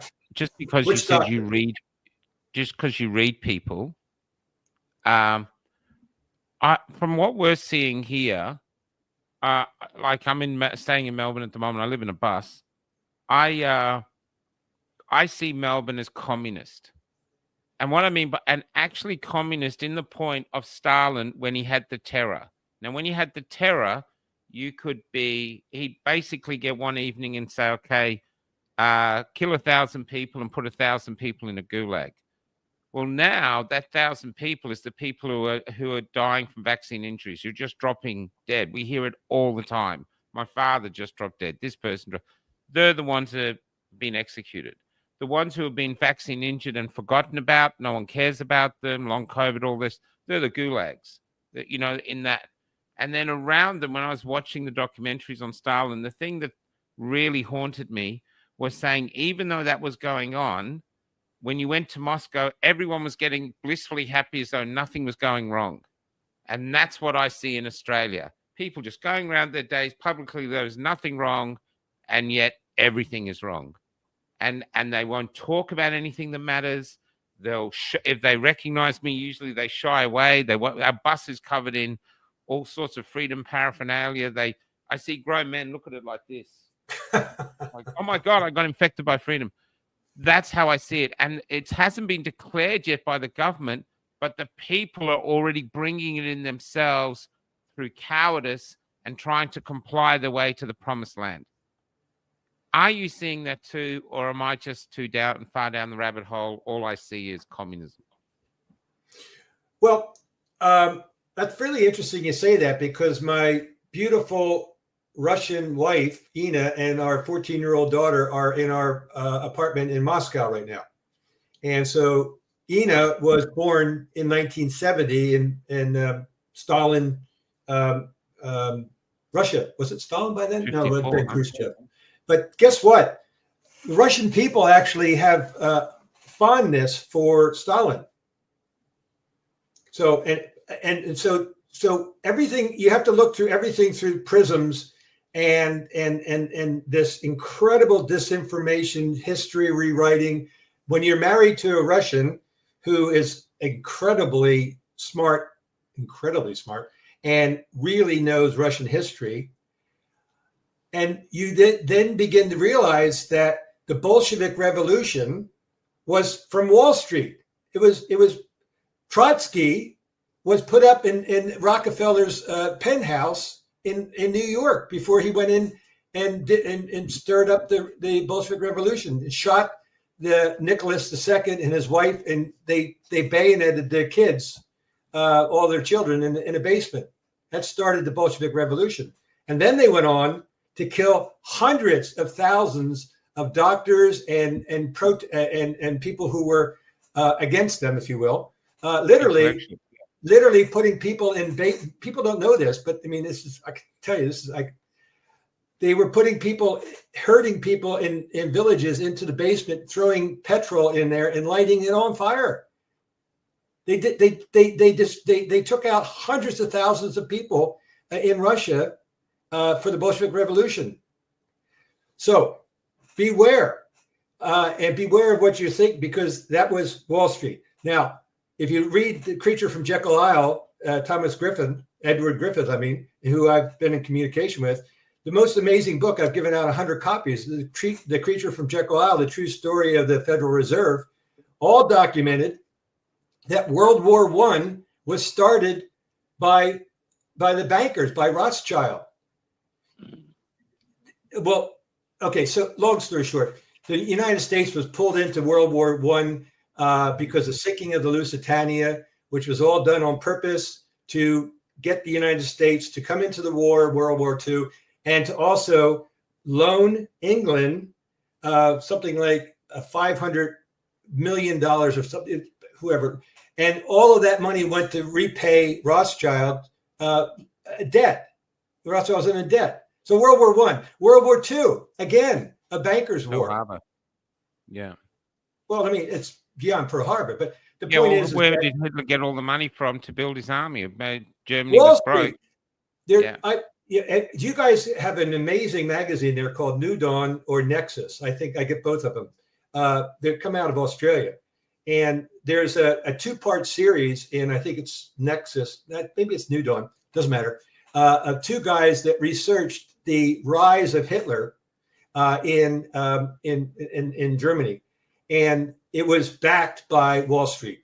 They prove it. The guy that they put in to take this guy that was like a nobody and bring him up but he got out of control. You see, then he kind of went sideways on them. But the point is that it's all the bankers. I'm not even going to call them bankers. It's all of this, the puppeteers who are way above Bill Gates. Do you think we saw that with that young girl? Who was the young girl that took the world by storm, the climate change one? You are destroying my dreams. Yeah. What was her name? Yeah. Greta Thunberg. I always thought that. There she is in one post, and the next minute she's all over the world. I thought that had amazing PR company behind her, taking her there. I mean, how could a young 12-year-old, or how old she was, get to talk in front of the United Nations? Come on. I got a better one for you. How to make that happen. I got a better one for you. How can a really ignorant vice president called Kamala Harris, who didn't even get one vote in 2020, all of a sudden be neck and neck in the polls with Donald Trump, ex-President Donald Trump? Are you kidding me? Oh, she's in front. If you read some polls, she's like 75 to 25. So you understand how powerful the PR, the psyops. It's psyops. It's what it was. In fact, Liz Gunn. Is the danger though not these powerful people, but the people below them, us, our brothers and sisters, who for some reason are choosing powerlessness?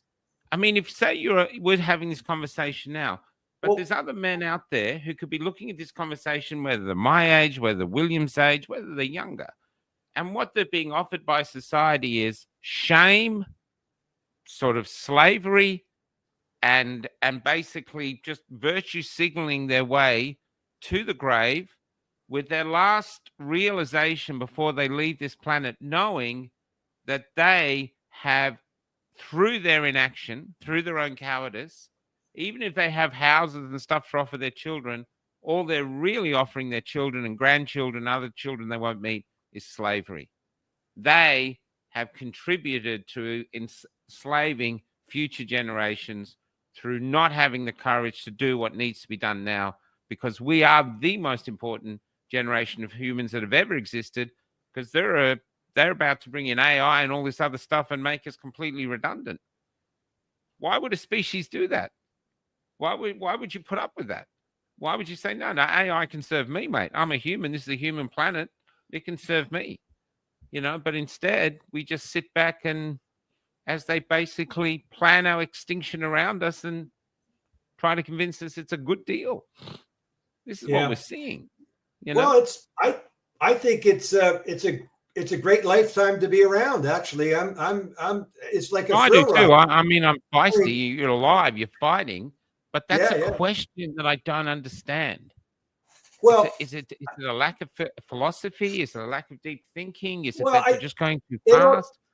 Or I is it think it was all the manipulation started with Bernays back in the 20s, Edward Bernays, and he was the master of propaganda. It turned out to be propaganda, but he was telling people, corporations, how to sell their product on television, how to get people to buy into how to psychologically manipulate people to buy something that they didn't really want. And all of a sudden they need to have it. I need to have that. I need to have that. And Diamond's a perfect example. Right. So, but just follow that through, because then Bernays basically that turned into the OSS or whatever, and then the CIA, and basically it's been well, actually Liz Gunn told me something very interesting, and you can talk to her about this but she states that the New Zealand government had this agency that had a Maori name. I can't remember it because these long Maori names I don't really get. But the point is that there was between 120 and 140. Most of them brought in from outside psyops that were doing full-time work here in this country to just psychologically manipulate this country. So when you ask why can people do that, well, there's an amazing book, by the way, William, you should really read this. I put it up. It's by Dr. Niles. He was on Tucker Carlson also, but it's called The Indoctrinated Brain.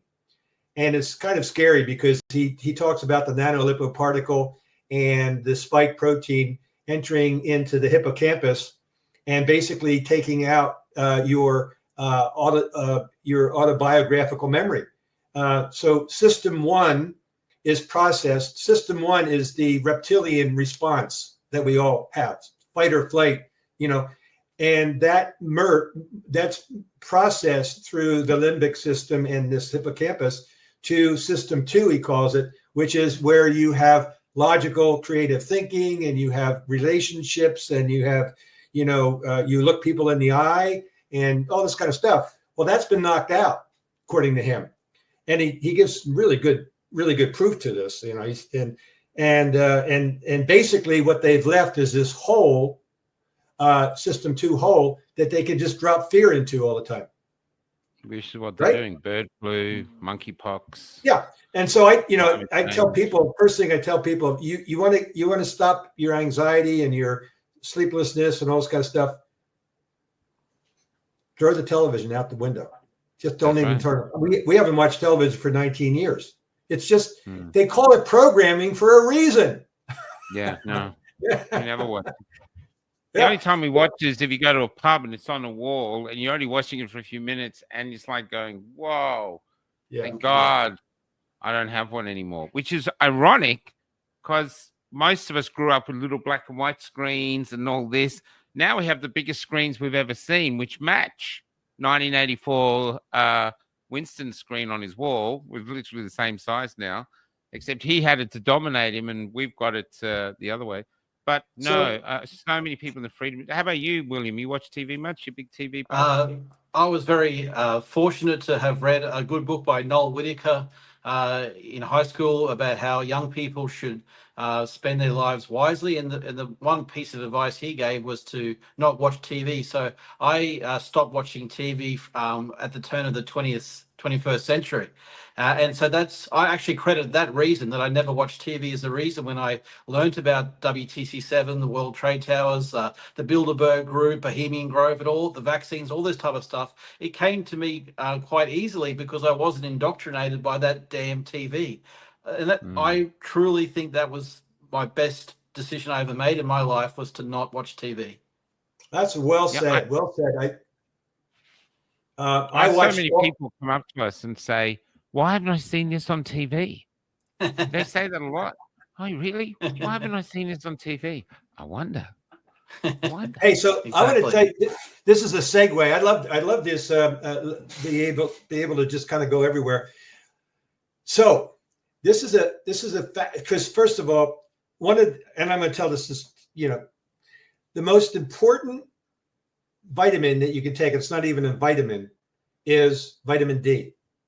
Okay. Yeah. There's 2,000 reactions vitamin D is involved with. It's got every receptor, every cell in your body's got receptor for vitamin D. So it's not a vitamin, it's a hormone actually. And I had my clinics in Florida. I blood tested everybody for vitamin D, or you guys say vitamin. You say vitamin there in Australia? Vitamin. It doesn't matter. The point is that I blood tested every one of my patients, and there was thousands of them several thousand, not thousands of them. In Florida, you can't get more sun than Florida. I mean, face it, guys, it's just sunny as hell. And 85% were suboptimal, 85% by blood testing. You know what here? So first of all, they charge $60 for a vitamin D blood test, whereas you can do all these other tests that are government, $60 for that vitamin D. And so in September of 2021, because I'm a registered physician, I'm invited to a Zoom conference as Omicron's coming, and it was the Ministry of Health Zoom to the doctors, right? To our district health board. Now we have 72 district health boards, so these guys were doing this a lot. So it was very well programmed. So I get on there and I'm watching. There's 5 Orwellian heads, like right out of 1984, just this part here, and they're talking and they're giving all of this doom and gloom to the doctors. And in one screen only is Nelson Hospital with everybody in there cowering, with a little whiteboard trying to figure out what's going to be happening. Ambulances won't be running. O2 levels will be going down. Buy morphine. Get a lot of morphine. That was an interesting one. Get a lot of morphine. On and on and on. It was just doom and gloom for an hour. And so I'm sitting there kind of going, nothing about, anything proactive. And I certainly wasn't going to type in ivermectin into the chat bar. So I decided I'm going to type in, well, we have 50,000 IU vitamin D in the formulary. Let's just distribute vitamin D to the masses because it'll really keep a lot of people from dying, stuff like that. I hit the send button and I'm proudly watching my thing go up with everybody else. And it was pulled in 10 seconds. Wow. And so not someone's by actually sitting there waiting for it. Wow. How about that? Still gives me shivers, because it wasn't the guys at the Nelson Hospital. They didn't even have a keyboard. It had to be somebody watching, and they didn't want a doctor putting any information out about the healing power and the help that high dose vitamin D would have done. So, well, Bruce, one of the most disgraceful things that happened during the scamdemic here in Australia is one of our business people / politicians, Clive Palmer. He was so passionate about helping Australians during the pandemic and I've getting past watched the several of his. Yeah, he bought was it 30 or more million doses of hydroxychloroquine to give the Australian people as an early treatment for COVID, rather than the crap paracetamol and no help or remdesivir and intubation that the mainstream physicians were giving. And he purchased all those medications, the hydroxychloroquine, and then the Australian government made him fire it all, destroy it, burn it up, incinerate it. It's disgusting. Mm. Product protection. I hope all of your viewers realize, at least in the States, I can talk for about, and Robert Kennedy's book, The Real Anthony Fauci, the first chapter is a killer about how they suppressed ivermectin and hydroxychloroquine, because they had to, in order to bring in an emergency use authorization for the vaccine.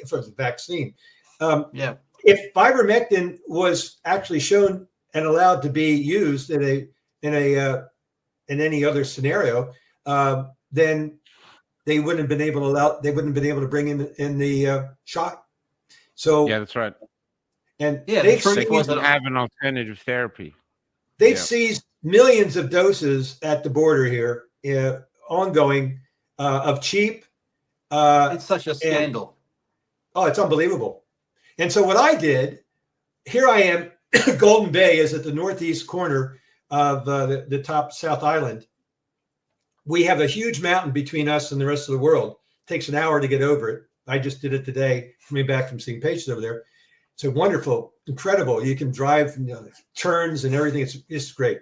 But anyway, so we're really rural, and there's only one tiny little hospital here that is in another medical group. So I said, wow, this Omicron coming, man, I'm going to at least get my patients. And I built little what I called COVID ready kits. They had ivermectin in it. They had vitamin D. They had aspirin, baby aspirin, and something else. And I sold it to them, was reasonable, like $120 or something. And the ivermectin I had done by a compounding pharmacy. He charged a lot of money. I mean, it's unbelievable. But nevertheless, they bought these kits. They kept them when they got sick. They took them. Nobody had to go to the hospital. And wow, doesn't that make me a good doctor? Oh, no. Medical council, this is the local doctors here, they dobbed me in. And off it went with pretty much more than 20 out of the 26, I think, are trying to be hit up for something that. And so when they called me in front of the medical council, with my attorney, I looked at the group and I said, this is really important to have a regulatory body for bad doctors who are harming patients. That's your deal. You're supposed to keep doctors from performing harm. And so I acknowledge you for that. And I could see them kind of shaking their head like, yeah, that's good. Somebody's, I said, but you're pulling me in here. You've got a whole stack of patient testimonials. Not one of my patients had to go to hospital. Now, and basically nobody was harmed.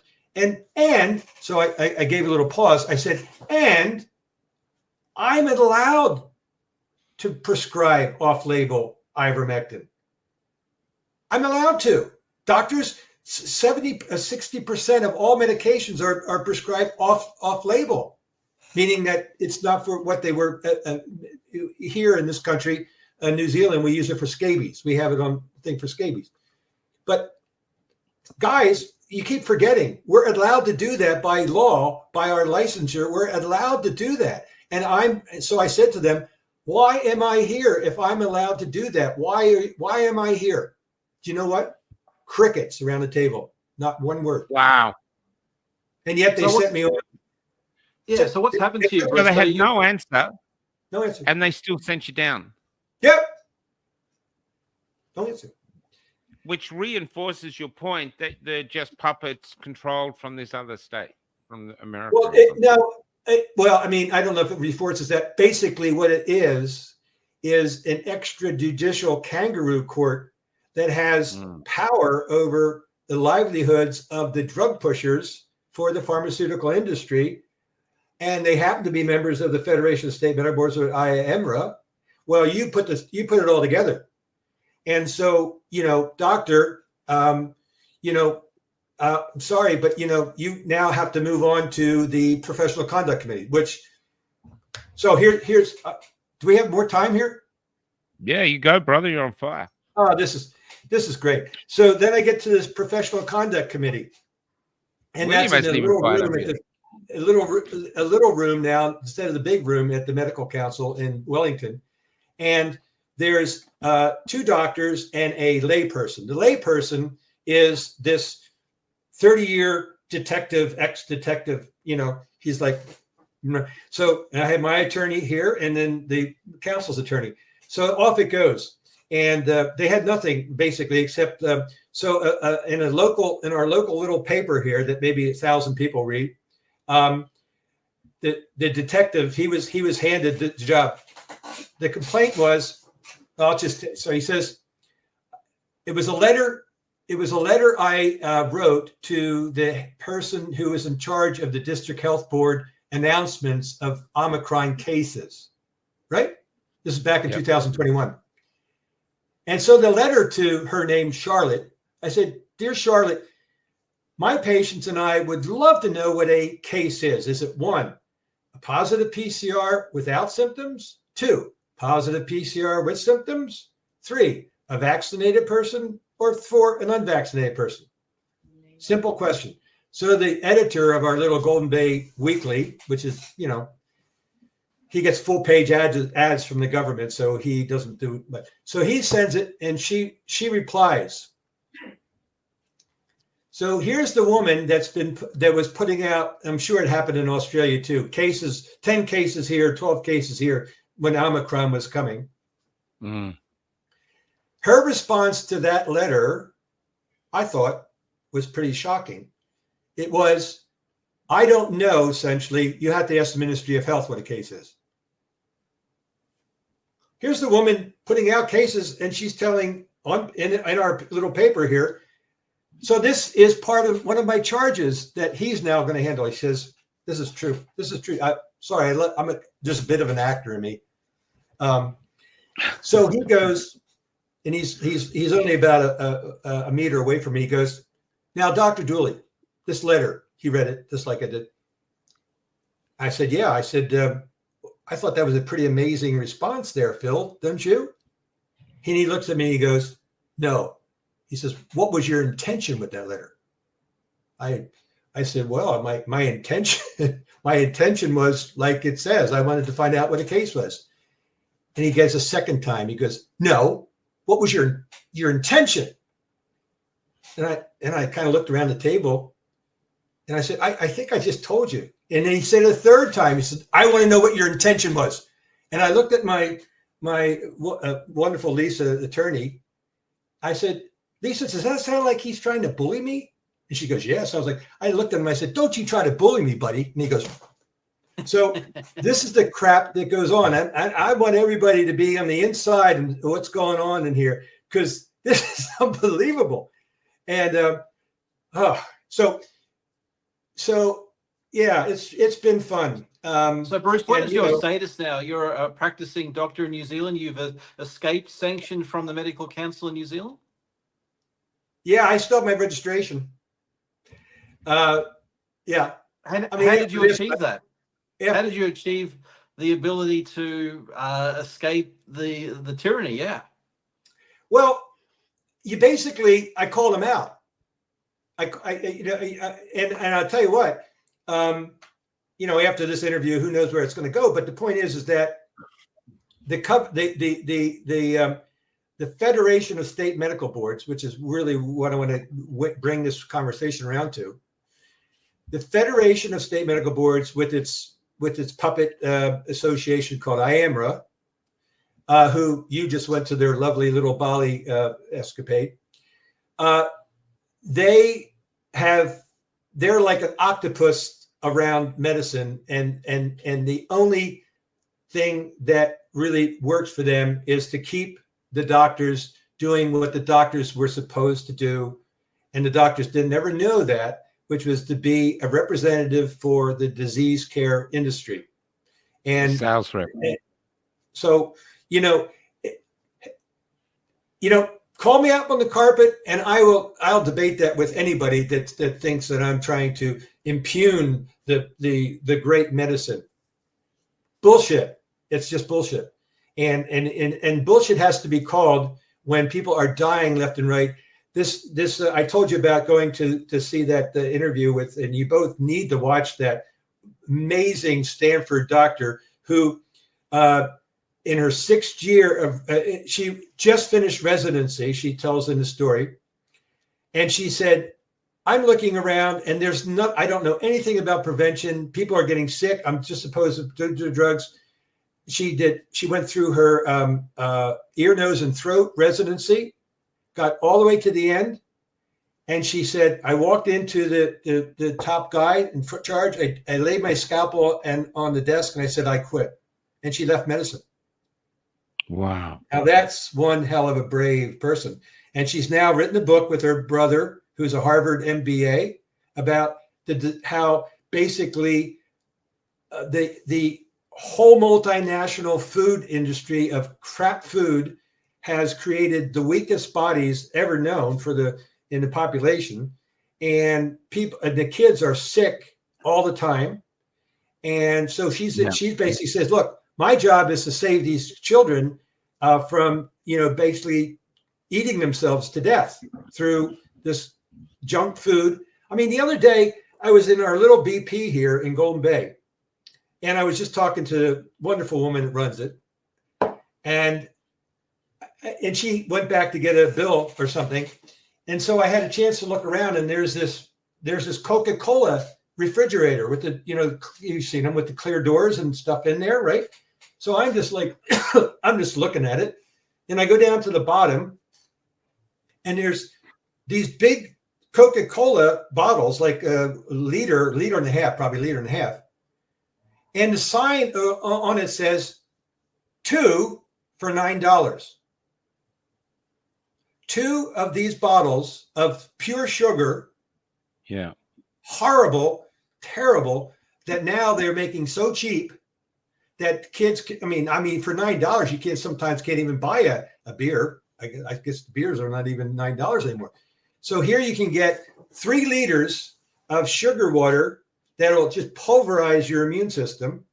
By the way, I have my master's in immunology, and so I spent 2 years living and breathing the immune system. And I can tell you, you get religion when you know the immune system, how it works. But you also know. Can I just ask, Doc, just about the immune system? Because when I was traveling around, I came to a town that's mainly Aborigines, Hall's Gap, I think, or Fitzroy Crossing, one of them. And my colleague, Wendy, went into one of the supermarkets there and said, look at this, Michael. A packet of berries was $18, tiny little packet of berries. Tim Tams were $2 a packet. You can't even get them for $2 a packet in Melbourne and way out in the bush. So basically everything that was terrible for these people to eat was dirt cheap. Yeah. Everything that was healthy was out of their reach. Yep. And so that's one thing. So concurring with what you're seeing, but there's with the immune system now, so many people's immune systems are under duress and maybe even destroyed. Can it come back? Is there evidence that the immune system can repair itself, and how? Well, listen, the body is such an amazing thing. I can tell you my first day in pathology, which was a whole year in medical school, my first day of pathology, they talked about homeostasis. That is the balance that the body comes into and can naturally keep itself in balance, right? And I thought, wow, that's really cool. The rest of pathology, the rest of this year is going to be how to keep the body in balance. That's what they're going to teach us. The next day was disease 1, disease 2, and all of a sudden it was just, here's the disease, here's how you take care of it. So basically they're saying, be at the bottom of the cliff for the crash, diagnose the crash, and apply whatever. Not at the top of the cliff saying, whoa, don't go there. That's not good. No money in that. There's no money in that. And that's what I said. The presidential commission, I got to say one thing for Clinton, besides, getting a blowjob under the desk, is that he, sorry. That just, wow, there's a killer drum on that one. But the point is that he put this commission together and they came up with that conclusion in 2001. How about it? Imagine what the United States business, right? So even like vaccines come across like a religion. They're not really a religion. They're marketed as a religion, like a dogma. You can't question. These are a miracle from the pharmaceutical gods. So they're marketed like religion. You can't question religion, but what they actually are is just business, and there's no intention of making anyone healthy because there's no money in making you healthy. So if your kid gets not Alzheimer's, your kid gets autism or anything like that, they're a customer for life. Well, there's no money in making people healthy on a large scale, like from a multinational corporation scale, but there is money at the local level for local practitioners to keep your patients But it all healthy. works together. Yeah, Just so there's money flowing in this industry. It's the money. So the oil of the medical industry isn't money. It's illness and sickness, and keeping that. Like I've got a beautiful young actor who worked in one of my plays. Two of them actually, two beautiful young men. I'm a playwright, by the way. Beautiful young actors, and both of them have diabetes 1, and always after the Gardasil vaccine. Both of them. Maybe a coincidence, but here are. But, you know, and here their lives are just regimented around injecting themselves and all this other stuff. Money, money, money, money, money.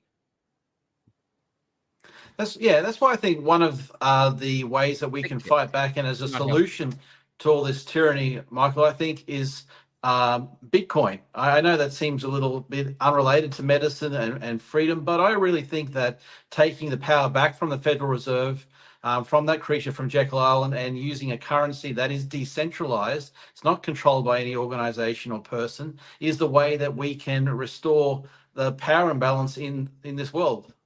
That's my belief anyway. Well, interesting.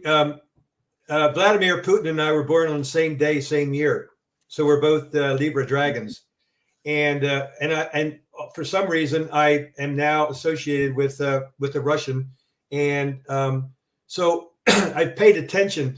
Do you know that he introduced a national campaign movement for organic food in Russia, and my daughter was just at a 2-week camp out 2 hours outside of Moscow, and every day they would send a very well-made professional presentation of what happened that day, set the music, but they took pictures of all the kids, you know, so that the parents could see the kids. Well, I gave I think it was Liz Gunn actually who said it, but anyway, somebody who's astute looked at those videos and said, "What's that?" The only doctors I see these days are on Cafe Lockdown. Thank you, Orchid, or that's an Hicks. So anyway, she said, "Damn," she said, and there was about 30 teenage kids in this 2-week session, right? I saw it immediately. The first video, I went, "Holy shit!" And she said, "My God, they're not overweight. Their eyes are bright and they're sharp and they're healthy looking, like kids used to be, teenagers used to be." And I thought, good on you, Vladimir. All I can say. Yeah, we've met people that are migrating to Russia to live. They've got no Russian ties. They don't even speak Russian. They're going there for freedom. Can I say what you're saying, Billy, about Bitcoin? But I actually think it's deeper than that. I actually think the real solution is to have deep gratitude for the gift of your body. You are alive on this planet. You don't know how it works. Maybe there is a God and you might have an idea what God is like, but really it's beyond our comprehension to understand, but you are alive. And as you said, Doctor, about immunology, you have this incredibly remarkable body, which I've learned more about since COVID. And if you have gratitude and love for it, then you won't be going and sticking all this shit in it, including all this stuff from the pharmaceutical companies that you know doesn't work anyway.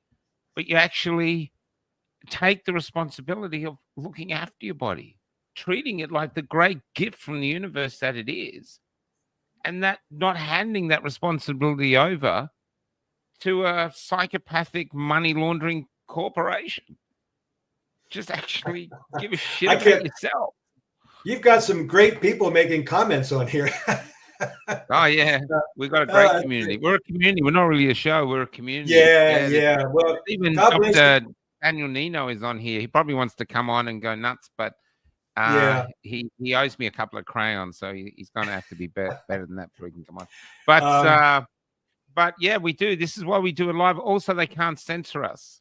They can later, because in Australia now, they are allowed legally to go back through our posts and alter them as they see fit, alter comments, alter your description, but they can't, at the moment, they can't censor free speaking with a live audience. This is why we do it.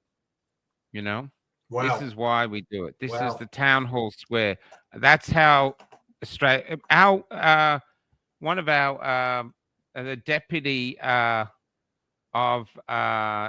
or the head of the Liberal Party came out recently and urged Australians to say, look, COVID was really bad, the lockdowns were bad, but that doesn't give an excuse to dislike the government, really. So if you've got family and friends who are talking like we talk, dob them into ASIO. Asking families to dob in family members to our security service. There you what go. they're doing. Agency. There you go. Yeah. Oh, wait a minute. Wait a minute. insane. Wasn't that Nazi Germany? Oh, yeah. Yeah. That was Nazi Germany. Yeah. Yeah. And now our medical doctors today are allowed Wow. to just let babies who are unwanted die. You know, just let them do. It's now, that's it. That's the law. No, that's going to become the law. That, yep, the baby's born. It you know, it was meant to be abortion. They had a late-term abortion. It's fully able to live, but no, just let it die. This is where we are. Dobbing your neighbor, that's dobbing your friend, dobbing your family member. Oh, you know, he's talking about things basically anti-government. And it's staggering. And you just keep waiting for Australians to finally, is there a line in the sand? Is there finally one line? We've seen police beating up old women. We've had armored vehicles in the street, as you have had over there. You know, we had this incident, old ladies pepper sprayed. We just got that on camera. It's happened before. Everything that Australia was held up to be proud of is gone. You know, even our national anthem, Australians let us all rejoice, for we are one and free. We're not one, we're divided. The government actively divides us. We're not really free. That's a pretense. We gave away our freedoms. And we're certainly not rejoicing. So the vision for what we want is our national anthem, like a sing-along version of the Constitution. And we have to get back to that. But people are not. And I saw this, and the clues to how, and I'm not saying this for hope, because I believe we have to sell hope, but the clues for how close to real tyranny we are. We were driving through Sydney in the middle of the night, heading up to a gathering, and we stopped we were starving, and the place said, oh, here's a pizza place. So we went there thinking it was a restaurant. It was just a Greek couple who had a caravan in their front yard that they were doing things for, you know, like to go to festivals and stuff. And they were just open on their street. Middle of the night, no one can hear us, no cameras, no anything. And they're looking at my bus going, oh, what's your bus? You know, I said, oh, I'm a freedom fighter from Melbourne. You know, I'm very concerned that we're losing our fundamental freedoms. And these people, I watched their hands trembling. They were trembling. And they're actually going, yeah, you're right. But they were like, who's listening to us? No one's listening to you. It's only me. But that's how deeply it is. And how they did it was, especially in Melbourne with Dan Andrews, a pregnant woman puts on a post, please go to come to this rally. 5 people liked it. The police, or these brown shirts from Dan Andrews, came to her house, videoed them handcuffing her, taking away in front of her children and all the computers. That I was at the shrine where they shot us with rubber bullets. The reason they want that out there is they're quietly going, listen, Australians, as long as you do as you're told, you'll be fine. You can go to the footy and pretend you're free. You can do your job and do this, and you can whinge about the prices of, you know, power and food. But as long as you do that, you'll be okay. But if you stand up against us, you saw what we did to that pregnant woman. You saw what we did at the shrine where we shot your grandmother with rubber bullets. You got no hope, buddy. Yeah. And they've been captured on a deep subconscious level. They don't even know they've been captured, and that's what they've been captured. And now they're frightened of something that doesn't exist. And the only hope they have is to realize how wonderful they are, how precious they are in the universe, because you could travel 1,000,000 light years in any direction. You won't find another organism that's as wonderful to be as a human being. That's how incredibly rare you are. And they're stealing that magic and wonder for you And they're doing it by holding up the carrot. Oh, look, pay off this bricked up space. Give away all your beautiful freedoms and everything so you can have some bricked up space that unfortunately doesn't fit into your coffin, but at least you'll have it. You know what I mean? And this is it. It's fundamental values. We need philosophers. We need poets. We need artisans. We need people to remember how incredibly wonderful it is to be a human being. So wonderful that if someone tries to take it away from you, you have to be prepared to die to protect it, not for yourself, but for your kids or other people or other people's kids and stuff. That's where we're at. And people don't feel it now because it's like that old story about the dog on the veranda. Two old men, there's a dog, and the dog's whining. And one guy goes, "Why is the dog whining?" Goes, "Oh, he's laying on a nail." "And why doesn't he move?" "Doesn't hurt enough yet." Trouble is, by the time it does hurt, you'll be on a train or a gulag or something like that. Won't matter that you stood up. You will have lost your chance. Yep. I was just saying that, you were just saying about Putin, or I was talking about Putin. He just put out a notice yesterday inviting anybody from the Western world that wants to come in, who wants Western family values, spirituality, religion, non-woke, what gender do you identify as, and all of this stuff, which has been put out there to totally on purpose. Obviously, the whole woke movement is been configured to fit into that space that's been removed from by having the jab. So now we have these people who are all confused. Guys like when I grew up, a guy was like the Marlboro Man. He was on a horse, and John Wayne, and now they got he identifies as the horse. Now my 14-year-old daughter, God bless her, she's amazing, by the way. She's fluent in Russian. She's tall. She looks like a supermodel. But anyway, she's got her wall plastered with this Korean group, and they're all like, and it's unbelievable. There's not one of them that really even looks like a guy. And this is what do they call it? Korean pop or K-pop? K-pop or something, yeah. K-pop. It's the big thing now with these kids, and it's unbelievable. I said, Kira. Well, we did have Bowie. I mean, we grew up with Bowie.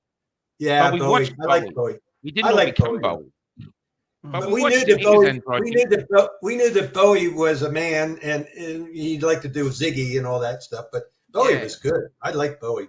Yeah, he was great. He's genius. He was great. Absolute genius. But he really did do that androgynous thing. But I saw him in an interview later. He said he told his bandmates that we're not putting up any makeup. He said, you get the chicks. And he said the next minute they're all putting on lipstick.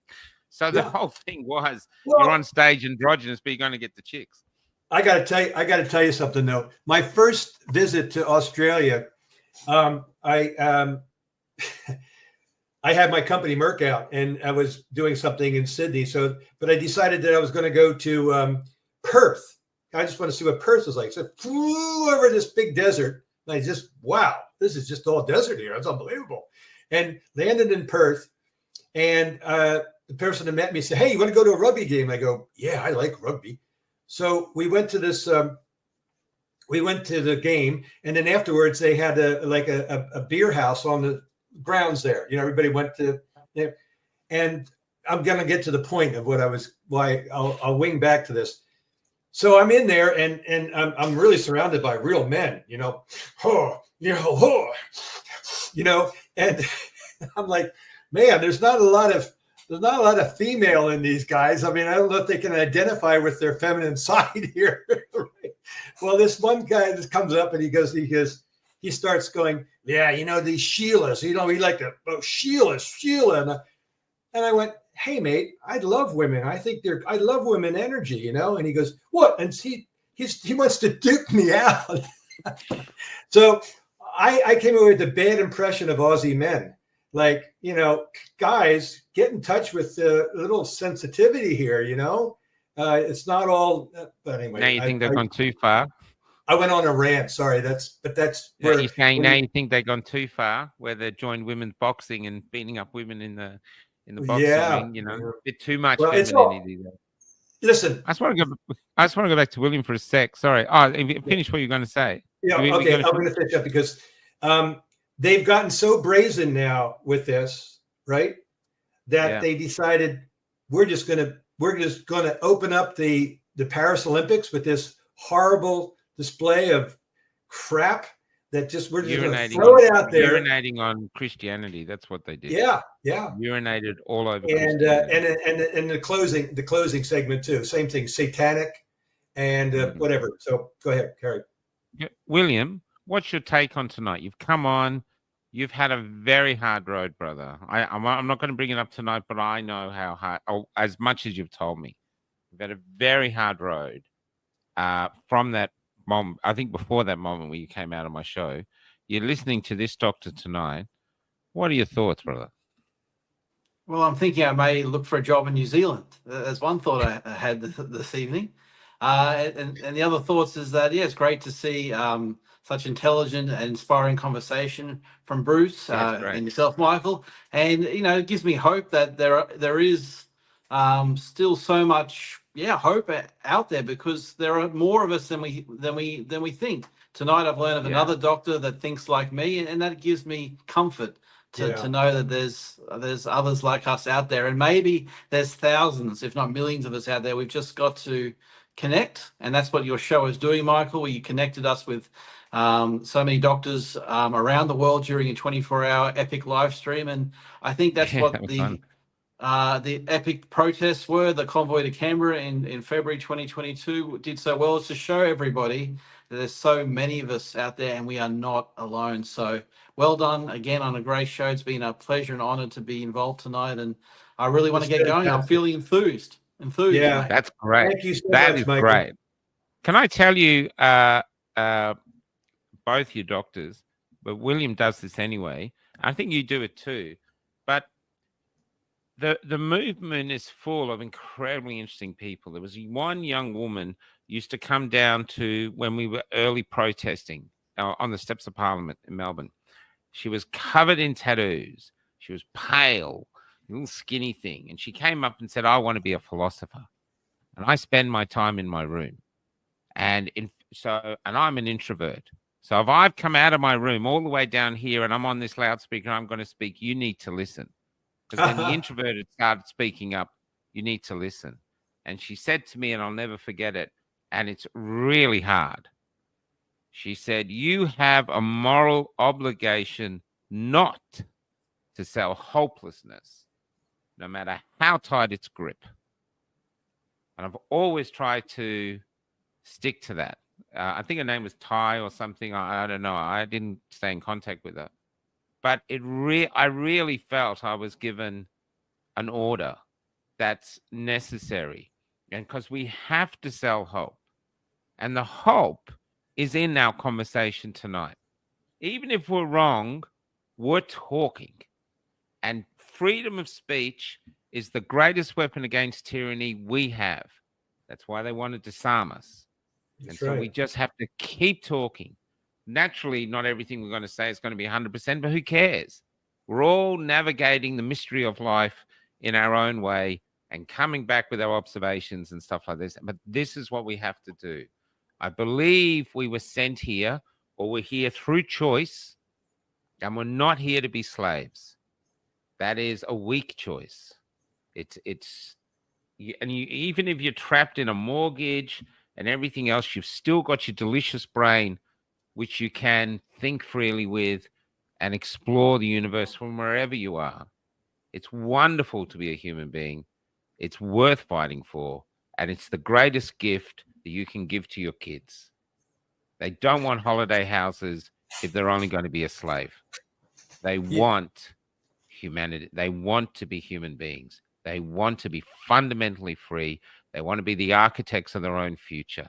Even if you're too tired to be it, do not steal that gift from your grandchildren. Do not let your dying realization be, I've enslaved future generations, because that shame will carry you into the netherworld. You will never shake it.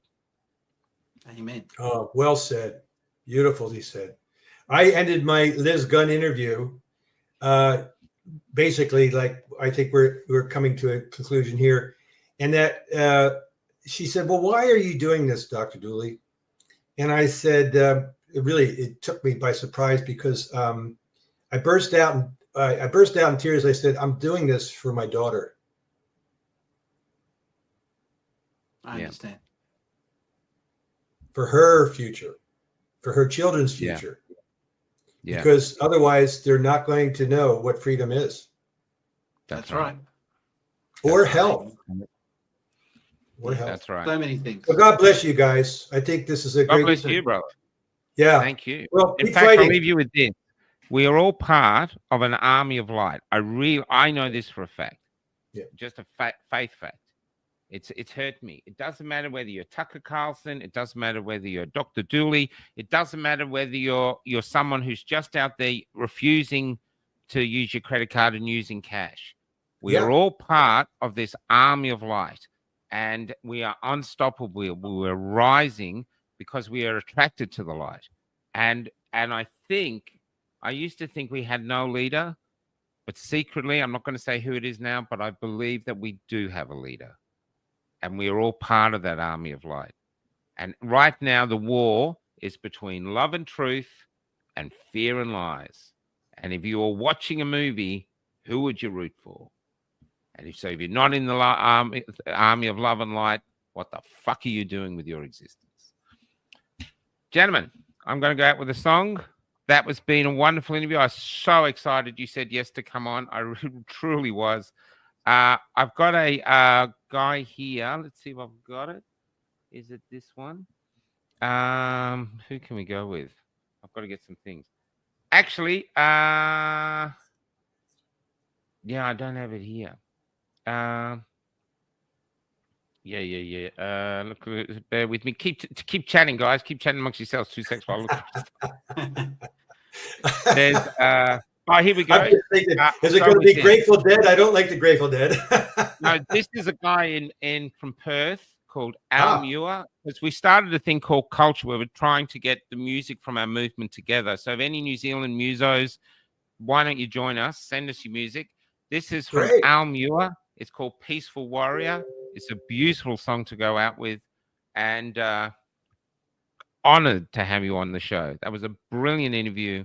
Gorgeous man. William, well, I'll see you soon. I love you. Thanks, Michael. Thanks, guys. God bless. Keep fighting. Take care. You too, Bruce. You too. Good night, everybody.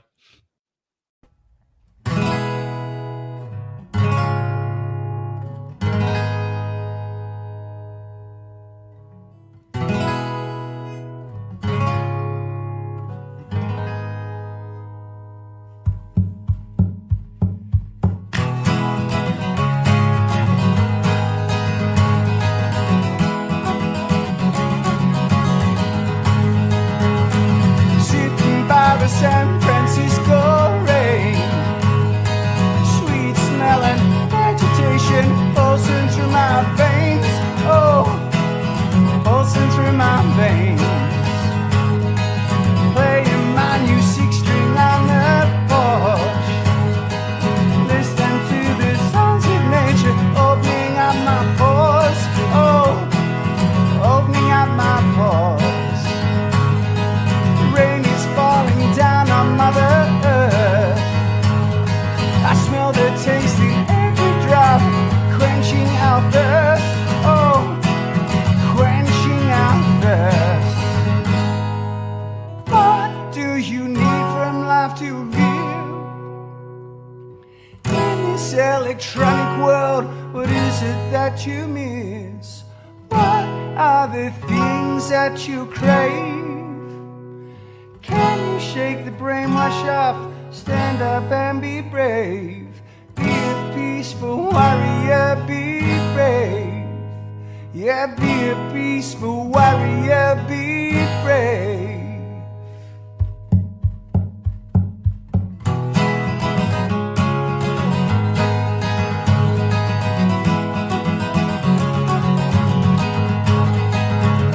My mouth is dry, my soul does yearn for the simple things in life.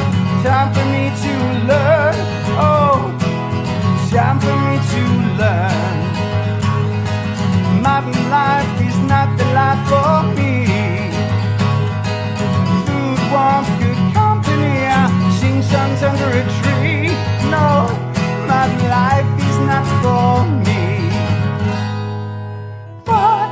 you need from life to live? In this electronic world, what is it that you miss? What are the things that you crave? Can you shake the brainwash off? Stand up and be brave. Be a peaceful warrior, be brave. Yeah, be a peaceful warrior, be brave.